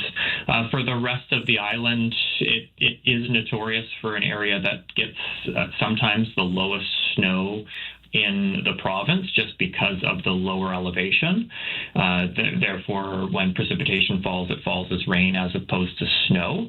However, in terms of the highest snow ever measured, that was in 1999, and it was Vancouver Island. So Vancouver Island is often the wettest location in the fall and winter. So it can have the greatest amount of snow, but it can also have the least. How close are you working with the BC Wildfire Service right now? Because I'm thinking your information and their information needs to work together. Oh, yeah. So we use some of their stations for our modeling for the river systems. We'll use the fire weather stations. And historically, the River Forecast Center for about 13, 14 years was actually in the Ministry of Forests. So we don't necessarily work collaboratively in like the same office or anything like that. But oftentimes, situations like drought and wildfire occur simultaneously. So the worst provincial drought year was recently in 2023, and that also coincided with what was considered the worst wildfire season as well. So what we do in terms of reporting on the BC snowpack starting January 1st and doing it monthly up until May, then it switches to twice a month, is that it provides a context on areas where there may be a greater chance for drought or wildfire or the opposite, which is flooding based on the snowpack. And right off the bat, the island, the south coast, the south interior, the Okanagan, the Nicola region, Grand Forks area, we're all well below normal snowpack. Essentially, all those areas are at zero or very, very low for this time of year. But then, of course, there's other locations of the province which have been affected by drought and wildfire in recent years that are looking a lot more healthy just because of the snowpack. So thinking of the Peace region up around Dawson Creek and Fort St. John area. Last question I have, because I know you got to go. I imagine the municipalities are calling on your expertise quite a bit as well as they try to navigate where they should put, the watering bans and all those things into place. Yeah, and certainly it's the local governments and the water suppliers, water utilities that kind of have the final say, and each system is unique and different, and certainly the areas that rely on sites that are dammed, reservoirs, there's greater capacity to store water, and that's why they exist. And I think back to the Capital Regional District that raised the Souk Lake Dam, I think by maybe 9 meters or so back around 2001, 2002. So that has created a surplus of water availability for Victoria. However, as the population grows, there is still always that focus on conservation. And the great fear, at least for the upcoming months, is that once we get into the higher temperatures, when the rivers are at their lowest level, they're most vulnerable to those warm temperatures, warming the creeks and rivers, and getting to a stage where the river temperature itself is so high that it becomes fatal for fish and other aquatic ecosystems. Thanks so much for joining us. I know you got to go, and keep up the good work, and I'm sure we'll be checking in again as the summer progresses. Oh, yeah, you're welcome. Yeah, thanks for having me on. Jonathan Boyd, hydrologist with the BC River Forecast Center. An iHeartRadio experience. Jelly Roll, live in Quebec City at Festival d'été de Québec. Presented by Bell in collaboration with Coors Light. You could win VIP tickets for 2 for July 19th with flights, hotel, and $1,000 cash. I'm wide awake and I'm dreaming. Download iHeartRadio. Listen to CFAX 1070 for 10 minutes and enter to win. Jelly Roll at FEQ. Every day you listen is another chance to win.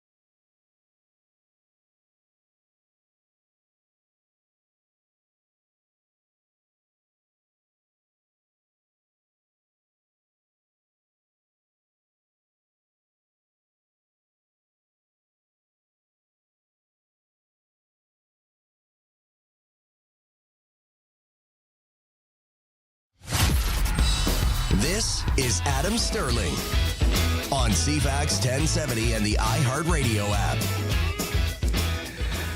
2:45 almost here on CFAX 1070. Steve in for Adam. Adam back on Monday in his regular chair. And we got John on the line. John, the airwaves are yours. Good morning. Good afternoon, too. Yeah. Thanks for taking my call. Happy to do so. I am calling to resoundingly agree with your position about representative government and floor crossing. I appreciate it because I'm not getting a lot of support, John.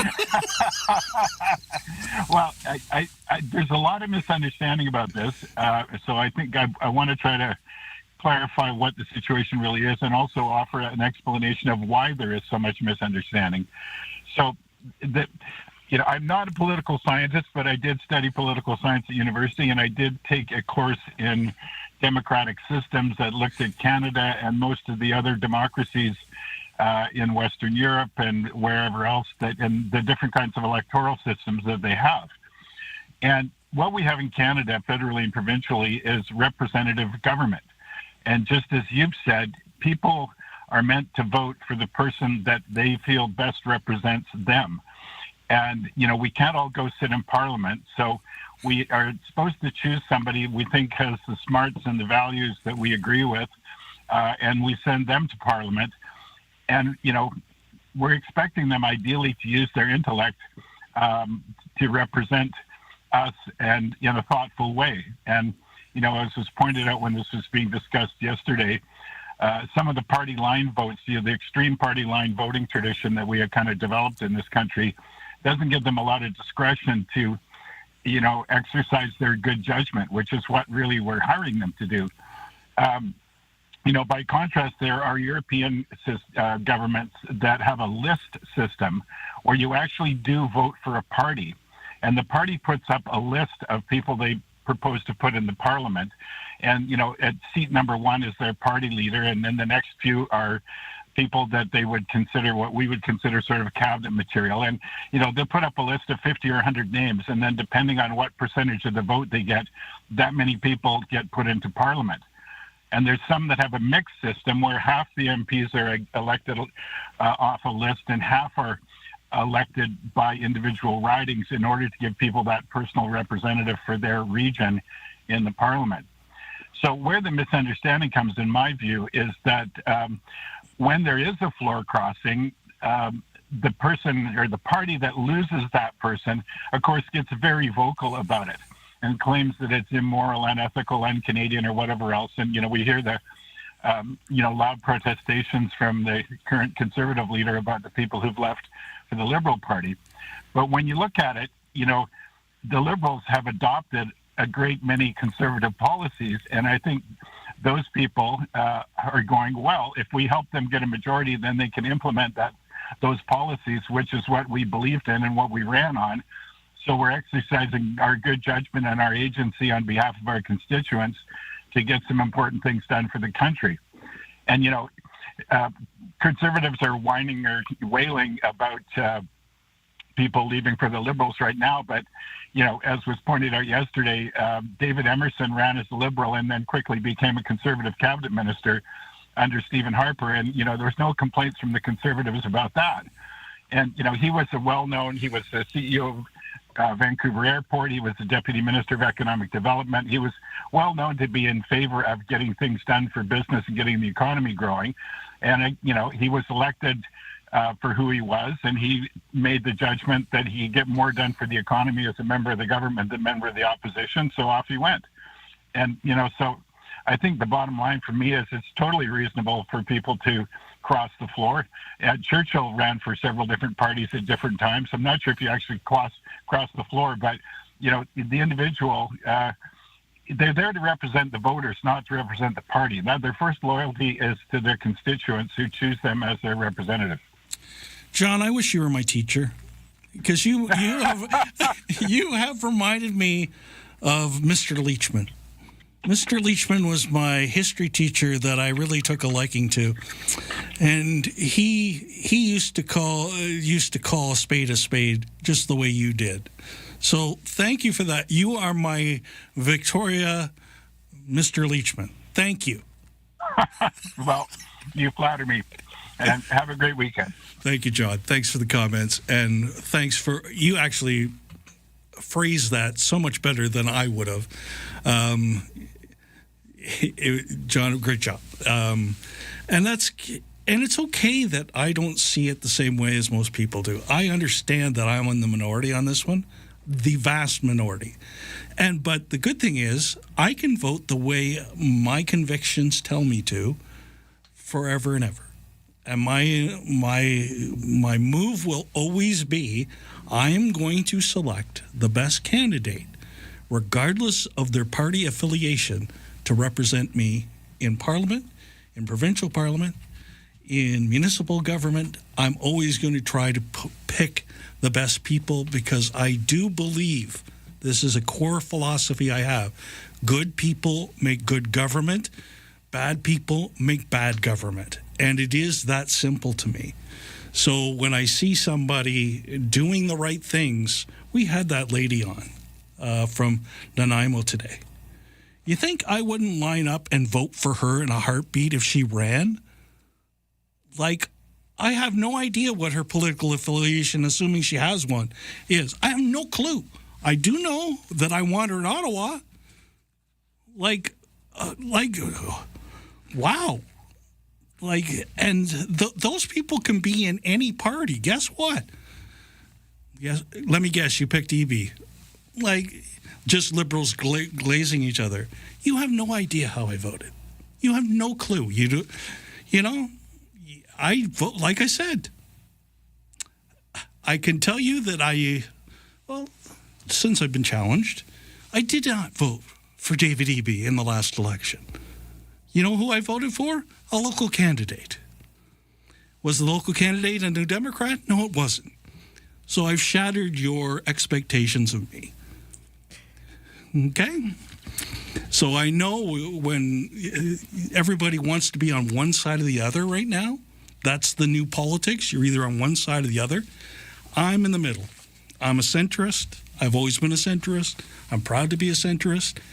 And I like where I'm being a centrist, and I know I'm in the minority, and I'm fine with that. While we're talking about elections, I wanted to bring something that I have observed up.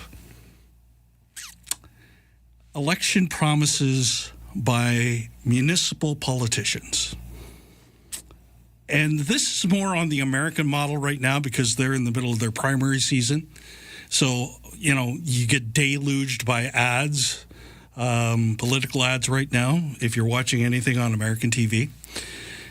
And I see these people go on and they promise they're going to restore affordability as a congressperson. No, you're not. You don't have that power. You don't have that ability. If the president can't do it, what makes you think a congressperson can? So don't promise stuff like that. Promise practical stuff that you can move forward in your community. And I'm really worried about our municipal elections coming up for that reason. We've got this party plank thing starting in municipal elections. Yeah, because that's worked so well provincially and federally. So let's put it into municipal government too. One of the beauties of municipal government is there shouldn't be any parties. There shouldn't be a slate I pick. It should be the best 8 people. I'm really, really worried. Counterpoint, Steve. Yes. What if they're effectively going to work as a slate anyways? Wouldn't you just want to know ahead of time as a voter? Yeah, I hear you on that. That's actually a really good point, but I don't like it. I guess I'm a little more boomerish on some things than I should be, but I love the fact that municipal governments can get together, get around a table, and convince each other of something and move forward. I really love some of the councils that I watch that Adam watches as well, obviously. He does it a lot more thoroughly than I do, but He does it more thoroughly than anyone in the CRD, myself included. No one can keep up with him. Don't feel bad, Steve. If I got worked up about not being able to keep up with municipal council affairs as much as Adam, I would have an inferiority complex that went through the roof. yeah. Some more texts. No, you aren't alone. I vote for the best candidate too. Never along party lines. Thank you. Isn't it kind of hypocritical considering your feelings towards the Victoria School Board being fired? No, because they didn't listen. The whole idea when you're elected is to listen to your constituents. You didn't listen. That's why you aren't there anymore. It really, this floor crossing things got people worked up. No, they get real nasty about it. They're getting nasty about it in the text box. And, Steve, on the boomer thing real quick, maybe we should just accept and embrace the boomerisms a little bit sometimes. I mean, that's not necessarily a bad thing. It's not necessarily an insult. I think when you talk about not trying not to be like a boomer is you don't want to condescend to young people. You don't want to be out of touch. Absolutely. And you're very good at making efforts to not be out of touch and not condescend to young people. I see that in you every day as somebody that works with you. So when the boomerisms come out, maybe it's not a bad thing, and maybe these texters should just stop hating on it. I'm sorry, but you guys don't hate on Steve's boomerisms. I like his boomerisms. We do have a caller though. Good. Hi, Kathleen. Hi. How are you guys? We're doing great. Thank you very much. What do you want to talk about? I had a quick comment about the floor crossing for you, and I was going to try to give you a different perspective on it, because like your last caller, when you have a constituency office that a particular MLA or MP works for, they're there in that office not to represent their party, but to represent everyone who lives in their constituency. And so it just ties into what the last caller said in terms of they're there to help everybody, whether you voted for them or not, whether you like the party that they're currently in or not. It doesn't matter what party you like, they're there to support you, and their staff are there to support you. Thank you for that, because, there are unsung heroes in this world, and one of them are people that work in constituency offices for MLAs and MPs, because those people will do things like track down your passport and get you information. I had to involve one of Alistair McGregor's people in getting a pay thing resolved with my last employer. They got involved. It got fixed in 2 days once they got involved. Those kind of people deserve a lot of trust, and they get caught up in some of the bigger political stuff. But bless them, they do a great job. They absolutely do, and part of why I wanted to call in about it is that so many people don't realize that they help you. They don't know what they can go to an MP's office for or an MLA's office for and get support. And there's a lot that they can do for you. So I encourage your listeners to reach out to your MLAs and your MPs, and if they've got an issue, see if they can help you with it. Thank you for this. Thanks for calling. Thanks for being part of the program. You're welcome. Have a great day. Have a great weekend. I'm going to wrap it up right now. I want to thank Claire and Morgana for steering me through another one of these shows. Adam's back on Monday. I've certainly enjoyed the conversation, and I'm glad we could have exchange of views in a very civil manner. Thank you for that.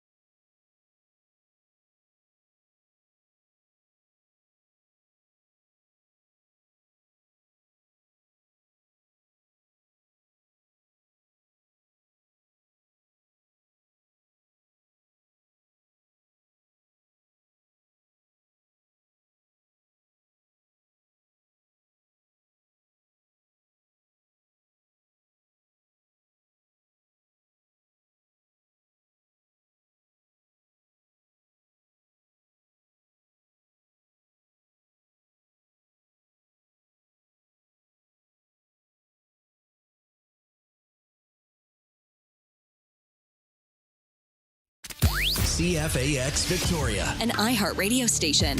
If it's happening, It's here. CFAX 1070.